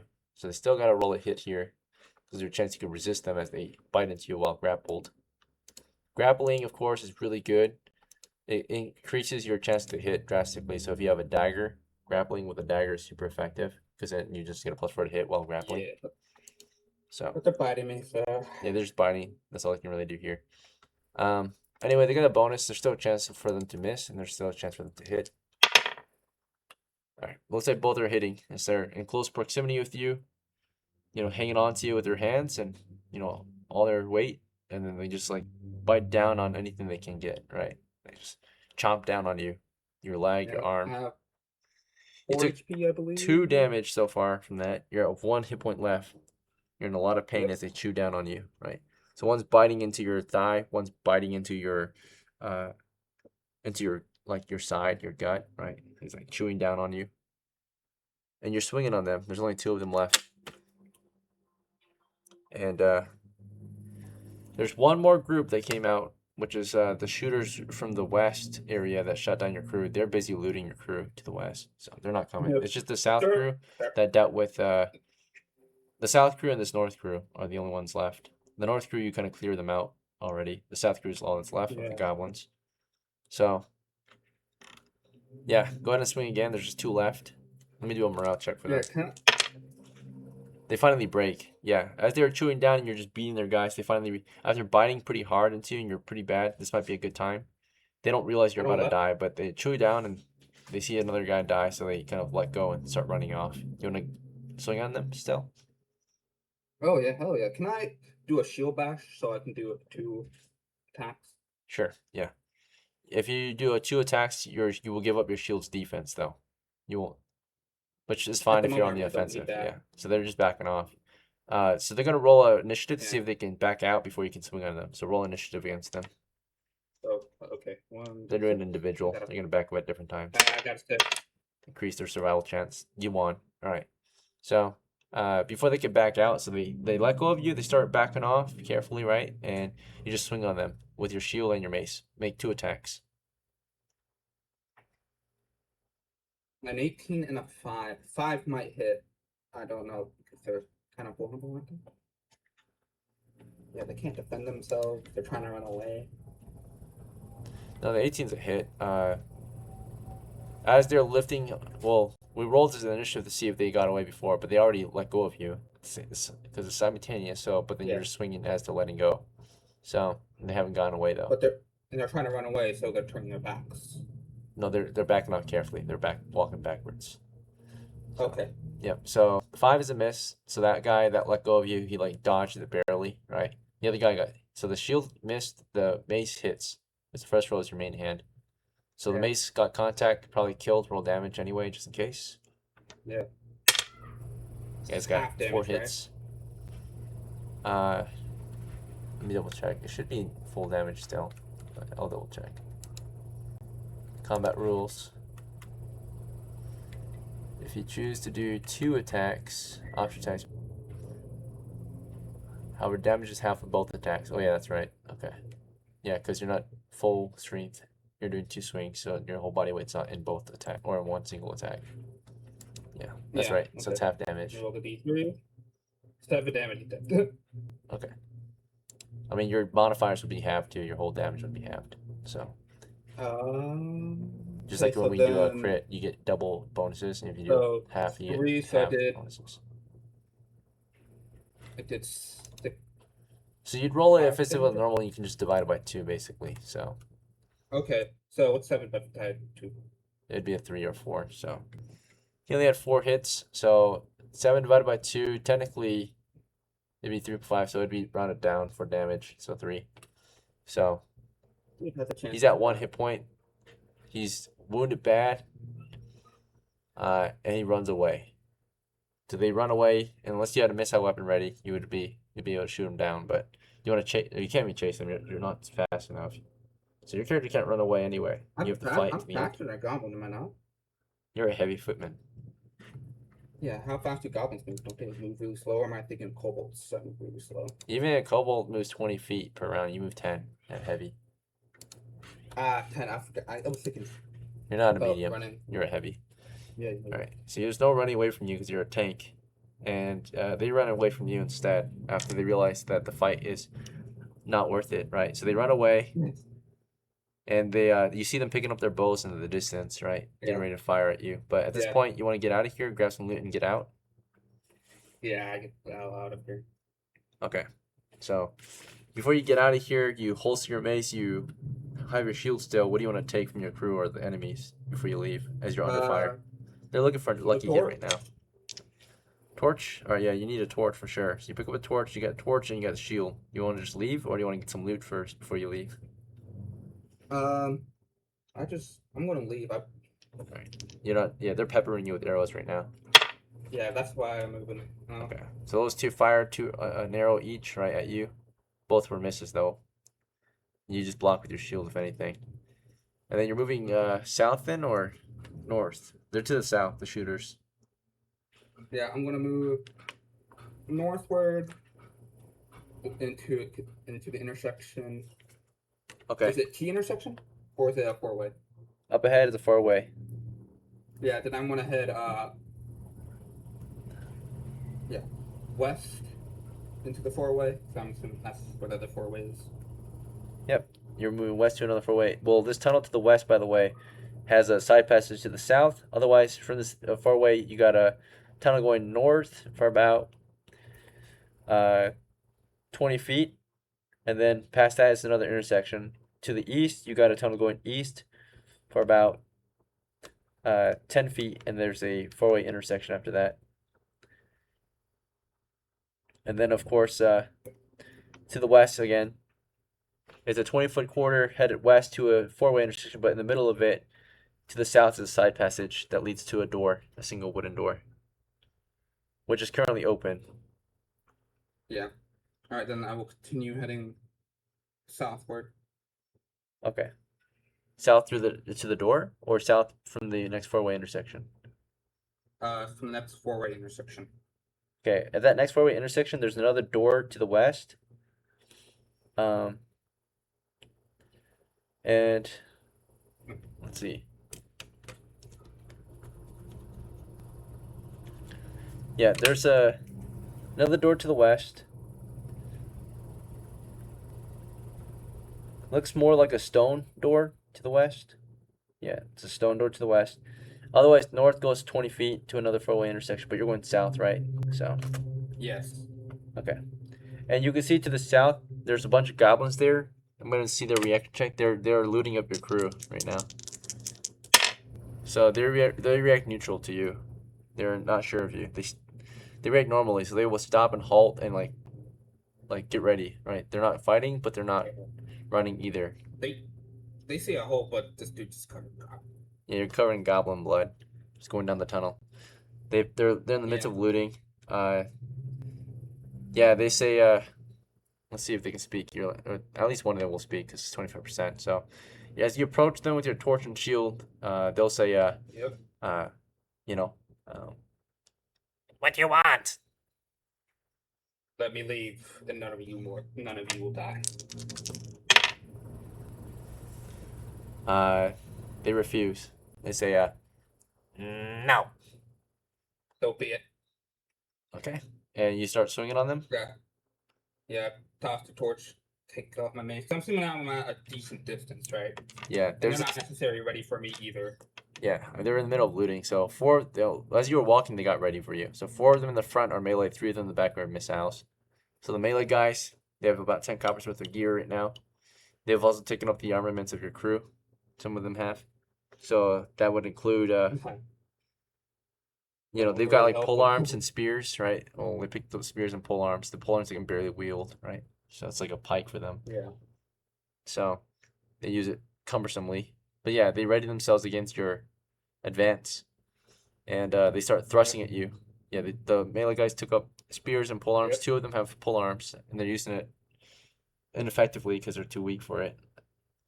So I'd say, Shield raise.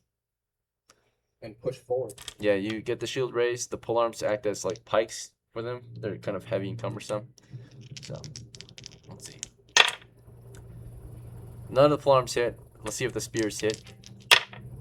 None of the spears hit. You push through their line of poles and close the gap and start swinging. Roll a d20 to hit Yep. and crush your enemy. 1d20. And their melee or their missiles just kind of they're on the flank. They're firing from the flank. So how they had their setup was the south crew was melee, right, and the shooters on the flank of the four-way intersection. So you're moving into the intersection to close, and they strategically positioned their missiles to the flank so they can shoot you while you close in. Okay. I should have told me that because I would have been able to approach that. Do you want to go for the missiles instead? Oh yeah. Totally. Okay, so in that case, they were stabbing at you, but you don't actually close the gap with the pole arms, right, or the spears to the south. You Yeah. decide to go around the corner and just ignore them and move toward the missiles. And the missiles go, you know, they see you moving up, they fire on you as you move up toward them. None of them hit, and they as soon as they shoot, they don't stop to reload and aim again. They start running away, realizing that you're closing on them. As you do that, though, the pole arm and spear guys continue to move up and stab and poke at you. So you kind of Yep. scared off the missiles, basically, because you didn't. Perfect. Yeah. In that case, you want to turn back to the pole arms and spears? Yeah. Okay. They get another round of attacking, though, because you didn't go for them. So Yep. Here comes their attacks. These two are the pole arms. With penalties applied, they don't hit. And that's a spear. That's a spear. This 16 might hit. Let's check. It's a spear against your armor class. No, that's not a hit. All right. You block all the attacks. You close the gap again. Roll the d20 to hit. Yep. They have their pole arms in the front, their spears in the back, because the pole arms are shorter than Damn, I the keep spears. missing. Damn. You missed? Okay. Yep. You swing on them, the pole arms just kind of barely dodge out of the way, your slow, cumbersome swing. And they keep backing up. They all just, as you step and swing, they back up. So right after the attack, they start backing up to just keep that distance as you move up and swing. So they back up, stab and poke. As long as there's you know, an area to withdraw, they can keep withdrawing and attacking. So as they're backing up and trying to swing, you keep moving forward and trying to swing. Roll initiative to if you have the initiative, you can keep swinging before they back up. Okay, you probably can swing before they back up. So that's a 1. Oh yeah, I have a +1. Oh, that's a 7. Give me a d20 for your second attack before they can back up and stab. Damn, I missed again. Missed again. And the back up and stab first are their pole arms. 1 at 20. And because Yeah, they're using a I'm weapon dead. that they're not good at using, it's going to be half damage. And Oh. therefore, they stab you with the pole arm with about 1d5 damage. So 1 damage, okay? And then minimum is 1. All penalties applied, it's still 1, right? But you only had 1 hit point left. You're already badly wounded, so I should have 4 hit points. what are you talking about? You've been bit multiple Because times. last session I was able to upgrade my constitution and health. You did start with I 4 hit should points. have- You got bit 3 times throughout this game. You're right. My bad. Okay. All right. Well, you're stabbed for 1 damage, right? He finally gets, you know, you're wounded bad already. One of them gets into your gut, digs the polearm in there, and just Yep. barely cuts through your gambeson and just nicks your gut a little Let me bit. roll my Saving throw versus death. D20. Here comes the spear attacks with a greater advantage now that you're wounded. Hopefully you're still conscious. Yeah. All right. I think Yeah, I'm this- still conscious. I got 12 plus 1, 13. You need a 14. So you went Ah, down, just giving them a barely. huge advantage. As you go down your vision tunnels, right? The small puny goblins cheer victoriously. Today was a bloodbath, right? Well, many of them fell, but so has the army of Salet. right? They have failed the Yep. expedition. So Well, I killed as many as I can. That was my plan. I yeah, don't you think I cut was gonna down a make it out whole there, lot of them honestly. today. Yo, So you lasted longer than I expected, dude. Congrats. Dude, I'm basically a fucking shredded knight. through a bunch of them. You were like the fucking Goblin Slayer, dude. Just going blam, blam, blam. Oh, You were like the fucking Terminator, blasting them. Yeah, you killed. yeah.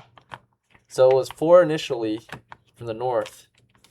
The south group that came, you killed about 2 of those guys, or no, there was 4 to the south that came up on you, right? Or was it just Yeah. 3? And the friendly fire, Yeah, too.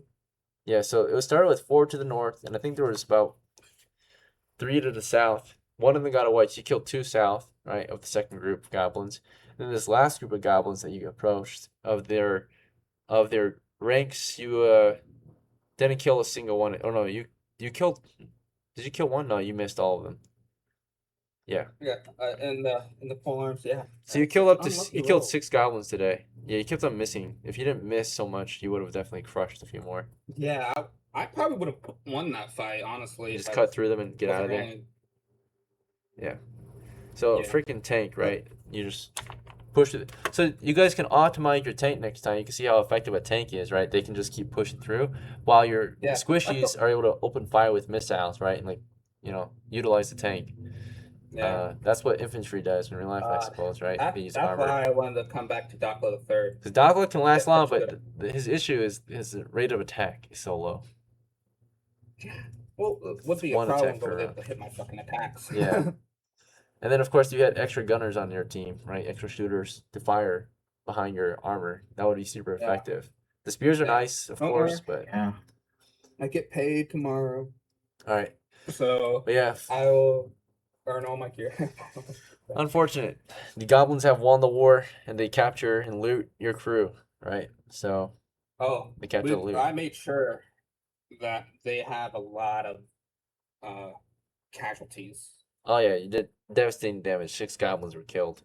So, 1 level 0 is typically worth 2 goblins. So you did 3 times your work, right? Usually you want to Yeah, get at and least 2 before you go down. So Yeah, I've killed so many. Jeff Well, also I- did good. I'm Jeff trying to- got a bodyguard today. Yeah, so we severely weaken them. At this point, we're really just trying to make them leave. A bodyguard is technically worth more than 1 normal man. So Jeff did far more Yeah, than he's so- worth against that duel. So Yeah. see, you did far So- more. You did 3 Have times. Have we convinced them that, yeah, bro, this ain't worth it? Or they're still holding base? Well, we don't know that until we go back. Well, down they- there. they We still fought- have- Us off their True. turf during the campaign season. So it was a decisive victory on their end. They were losing the war in the beginning. One by one, their ranks were being dwindled down, right? But after this Yeah. last battle, the majority of our forces and the majority of their forces just faced off just now. And during the face-off, we lost. The goal, and we have limited numbers. They have limited numbers too. So once we lose up all our numbers for the campaign season, there's no more Yeah. war, right? The war ends for the season, right? Until we Yeah. replenish our ranks. So But we still have more men in town. the goal was to A lot secure the more. mine because the mine has 3 valuable resources. Metal to make more armor and weapons cheaper, right? So they can upgrade their troops to become hobgoblins or whatever. And then next up is after that, then there's of course the coal, which is the fuel to actually, make food, make everything, right? Make armor, make weapons. Coal is super important. And then there's salt to preserve all their food and the meat so they can last through the winter, right? So they accomplished a huge deal, right? That's their prize for taking the mine this year. So this campaign season, until we replenish our ranks, they won the mountain cave. We also lost our tribute to the berserkers. The berserkers gave us the mountains in the past to pay tribute to them, right? We're supposed to work there to pay tribute. So this year we'll have issues, right? SALET failed their campaign, right? Their operation against the mine to retake it. So the mine was actually, we actually still control the upper levels, we actually are still fine, completely actually. Yeah. So the upper levels is fine. It just doesn't have access to the richer resources in the deeper depths, right? That the goblins are in currently. The goblins dug into an area that we are fighting for. So there was no man's turf. That no man's turf that we're fighting for right now is a salt vein, right? So as you can tell, in the Goblin Maze, there's nothing valuable in there, right? In the upper levels, there's nothing valuable in there as well. The valuable area that we're fighting for right now is the salt mine, right? That's what we're fighting for. Once the salt's extracted and can be carried out safely, we technically won. But the goblins are fighting for that. We're both fighting to get the salt right now and possible metal and coal somewhere else in the dungeon, right? But that salt Yeah. will preserve food for the winter, right? Particularly meat, vegetables, and such, right? So we Yeah. have a longer lasting food supply. And they want that Yeah, too. a long time until the winter. What they're also lost, they actually just gained tons of meat just now. Every man is at least 80 pounds of meat that they can eat. And that feeds, so 80 pounds of meat is, divide that by 3. It's roughly 30 days worth of food for one goblin, or, 10 days worth of food for 3 goblins, right? So that's a month of food that's roughly a month of food for per soldier that they killed. They fed one soldier for a whole month by doing that. So, yeah, unfortunate. So we fed them by sending our guys in there technically. So, and we also gave them new weapons, new armor. So, Well, they're not that's- going to be able to make use of the armor. It's too big for them. Like, they can't wear that helmet effectively. They can't wear that gambleson effectively. it can be scrapped and used and to some extent. The weapons, definitely, every side can use each other's Definitely. weapons. Armor, they have to tailor it or repurpose it to something else, right? So that's the good Or give part it of to the armor. hobgoblins. Are there what? Or give it to hobgoblins. Oh yeah, they would upgrade. So when a goblin eats enough food, they get bigger and possibly become a more intelligent, tougher style of a goblin called the hobgoblin, right? More intelligent, Yeah. more tough. So yeah, But that's not going to happen like in a day, though. yeah, it'll happen over time. So Probably take as long as a fighter to level up, probably. something like that, maybe. All right. What truly defines what you're capable of, though, is your job and your gear. Your gear gives you the ability to do your job. You could be a level 2 fighter, but if you don't got good armor and weapons, you're useless, right? Level 0 But if you fighter. get to level 2, I feel like you would have that good armor, though. That's what we thought would happen, but if you look at it in the past, we get like level 1 characters that have tons of money, yet they don't have the simple item to even do their job. So I've never seen that before. I've Personally, I never don't seen see a level everyone- 1 character.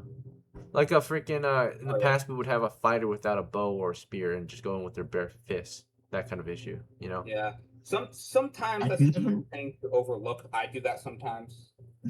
That's like a lot of sessions, dude. Well, back then we started people at level 1, so it was different. It didn't mean much. Yeah. Nowadays, But- our level 1 is huge prestige if you ever get there. So Sometimes I make that mistake not buying a ranged weapon. Like, I am a shield guy. So most range is kind of useless to me. But I do make that mistake. all right. Anyway, that's it for the night. Thank you guys for playing. We lost the campaign, but Yeah. hopefully we learned from this one Not a at total least. loss. It's not a total loss. We still have some gains. We can still make a comeback. You know, the goal is to end a campaign successfully. A successful campaign ends with, of course, defeating the enemy and securing peace for your characters to retire. Right. That is a small victory, a small campaign success. We've had a few successes in the past, right? Like the Kobold War. You guys won that one. That was Yeah. good. It didn't last That's long, what- the that peace, because was- we went straight back into war. But Yeah. We won that one just because I was able to use my skill and abilities to just crush the kobolds. yeah, that was really good. They're a weak enemy, and we finally figured it out. These goblins are also weak. It's just we got to figure out how to outmaneuver them. So, Well, if we can't defeat, yeah. What's up? Yeah. I can't outmaneuver as a heavy dude. It's kind of hard to do that. Yeah, I'm talking about But- like everyone else though. Like learn how to do tactics. We can't get past simple goblin tactics. How do we expect to survive against the more difficult Yeah. monsters? So they'll be A just lot of as bad, times if not things worse. work. So I've run BX games, and sometimes hitting the monster just works. Sometimes it's like yeah, you have to I just be the had- size to push up and attack, be yeah, aggressive. I had a group of level 1 characters defeat a 4 hit die snake monster because they were able to gang up on it. Yeah, the numbers matter way more than the actual hit dice. So Yeah, but they also did really good damage. It was kind of insane. Yep. A single that- monster is nothing compared to an army of peasants. Like, numbers matter way more. 5 goblins is way tougher than a single level 1 character or level 2. Even a level 9 fighter is worth less against like a dozen goblins if you think about it.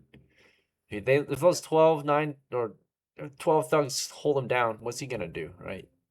So the only chance he's got is if he can keep a distance and kill them one by one or something, right? Choke point them. But in open combat, Yeah. he's at a great disadvantage against 9 dudes, especially if he's not properly equipped for his job, having those pole arms, horses, bow and arrows, guns, grenades, right? Yeah, Level- we had a lot of pole arm. Yeah. Mhm. Might have been better to stick in the group. I don't. It might have been better for us to be in a group this time, for sure. Like if we were all Yeah. together. Yeah. But, like, the issue is that it's such a narrow corridor. I think one of the reasons why we lost is just because we can't really fight in a narrow corridor. It's kind of really hard to I do think that. that's also true. Tunnel riding is good against smaller forces. But when you're up against the horde, you guys have to have a backup plan for that. Like where to rendezvous for an open battle, right? Or choke point. Yeah, the issue in here, we can't do that. That's the issue. We have a few big places Honestly, though I to feel fall like- back to, like the salt cave. Like that, but I'm not making. Yeah, it's kind of far. I have to fight if we're going that deep. I feel like sometimes understand because that's kind of realistic. It's just almost impossible to fight in these areas sometimes. These tunnels, this narrow tunnel. yeah, But also, like yeah. Oh, go ahead. they Sorry. have the biggest advantage. I think we were never going to win this no matter what, unless we were really, really lucky. Because we have to split up in 3 groups, because that's kind of the most optimized thing to do down these tunnels. Yeah, it is. It is the most optimized thing. But then when you Lots get of issues surrounded, that- yeah. Yeah. So I think no matter what, we were going to lose this. There was no chance to win because they have better, technically, defenses. We are the attackers, and they are the defenders. We have these smaller teams where we're also supposed to be focusing on scouts, like or scouting, like reconnaissance, like gather intel so we can regroup Yeah. on and prepare for where the battle actually is, right?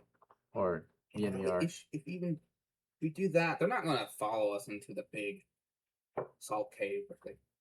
We can also learn how to cut them off too. We never utilize like tacticals like count traps, flaming oil enough, like to cut off an enemy advance, doors, Yeah. spiking doors shut, stakes to slow them down.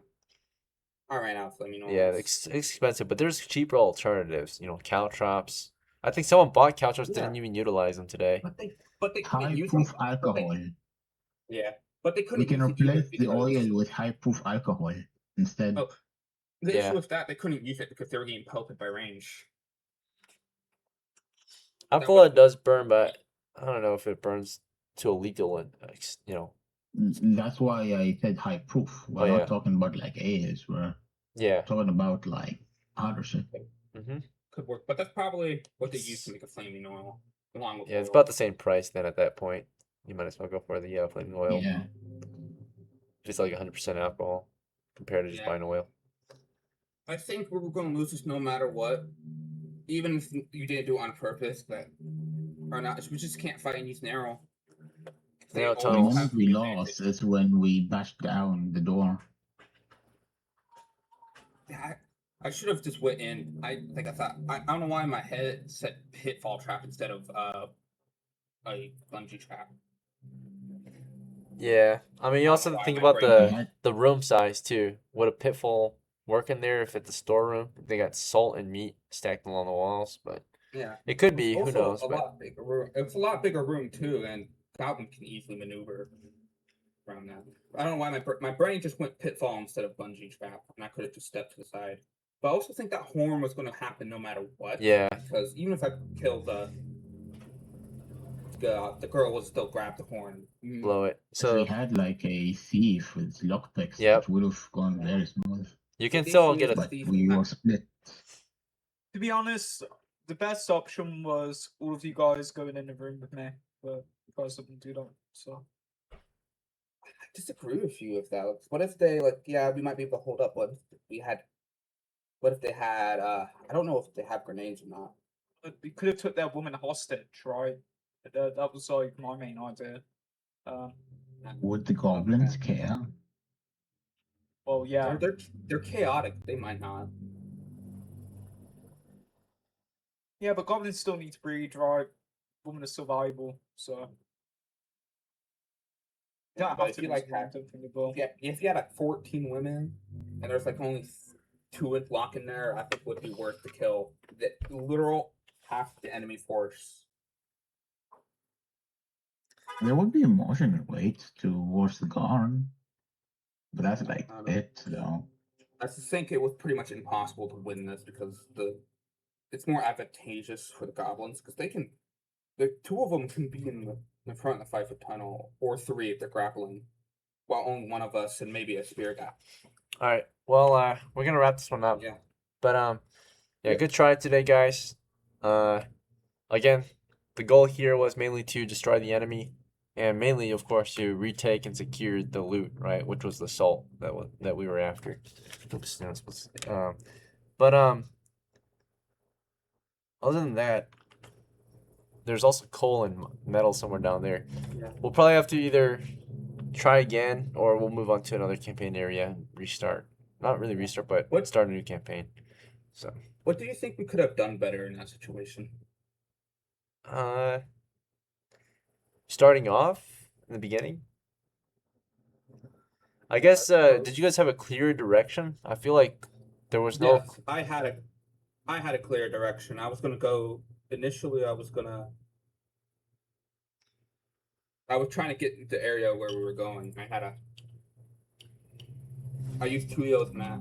Yeah, use Tulio's map to find, locate, and destroy the enemy. Right. Yeah, I was trying to get to the area that we were going to, and I got to there. I think one of the also bad parts was like getting ourselves in positions before a fight that were not advantageous. Like putting ourselves in an intersection, or like having our backs to a potential enemy flank, if that makes sense. When you guys went south, you exposed yourself to 2 enemy positions that could send enemy reinforcements, right? And to cut off your escape. That's another thing. Your escape route was cut off from that. So the first group, of course, we all know what they did wrong. They just followed blindly and put all their faith. And I know Tulio already saw the solution, and he chose to blindly stand and hold the line and get shot in the open. I think that was really obvious. He said it himself. He wasn't paying attention. Yeah, maybe. Very much. So their crew was following someone blindly, and that got them killed. That's just like standard procedure. Like you're automatically gonna die if you choose to just follow someone. Especially and not an pay attention. experienced leader. Yeah. So they held the line in a open tunnel and got lit up, right? Yeah. If they ran away, they might have got chased, and I might have been able to hit him from the rear and just bash him. For your group, on the other hand, given your circumstances, pushing north wasn't too bad. But then you put your rear to. You gave up your brothers who followed you north.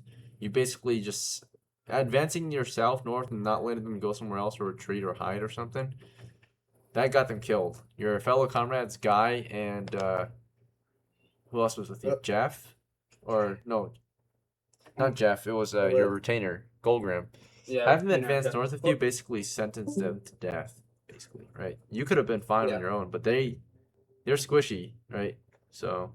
I was gonna say, well, I'm a big, heavy dude. I might get jumped by 12 goblins. If I get jumped by 12 goblins, I ain't getting up.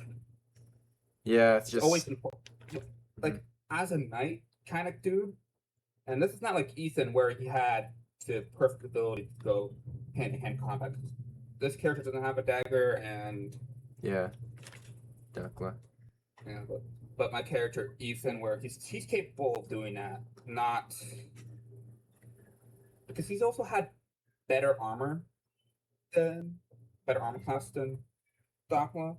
I have to have a shield, while Ethan didn't need to have a shield. Yeah, you had full armor.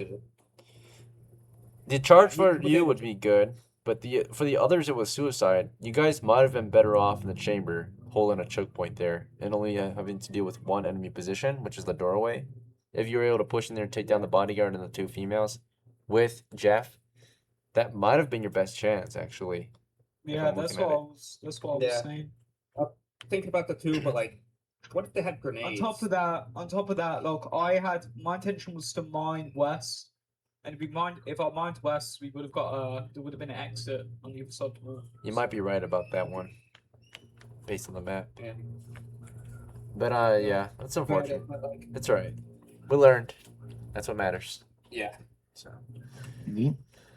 all right. Don't worry, my next character is gonna be ready, cause I hope so.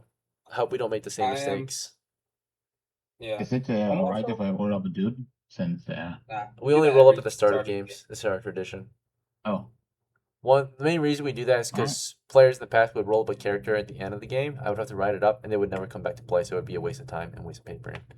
I'm not saying you're Yeah. gonna do that, but in the past we've done that, and it's I- just bad. Yeah. there's been I'm people- I'm a busy Alright. dude, so I'm- I only can come like every now and then. I can't like do it daily, you know. Yeah, exactly. So it's best if you make a character on the day that you play, if you need to make a character. Wait, Ekin, are we playing a lot tomorrow since it's Friday? Or Yeah, we are. you busy tomorrow? I should be Okay. able to. Yeah. Unfortunately, tomorrow I have new student orientation for my Oh college. yeah. Then I That's have good. to go to work. Okay. So I'll be playing with you guys in the morning on Saturday. Sounds good, brother. All right, Alright, gentlemen. see ya. Thanks for playing. I'll see you next time. Take care. Alright, peace. Goodbye.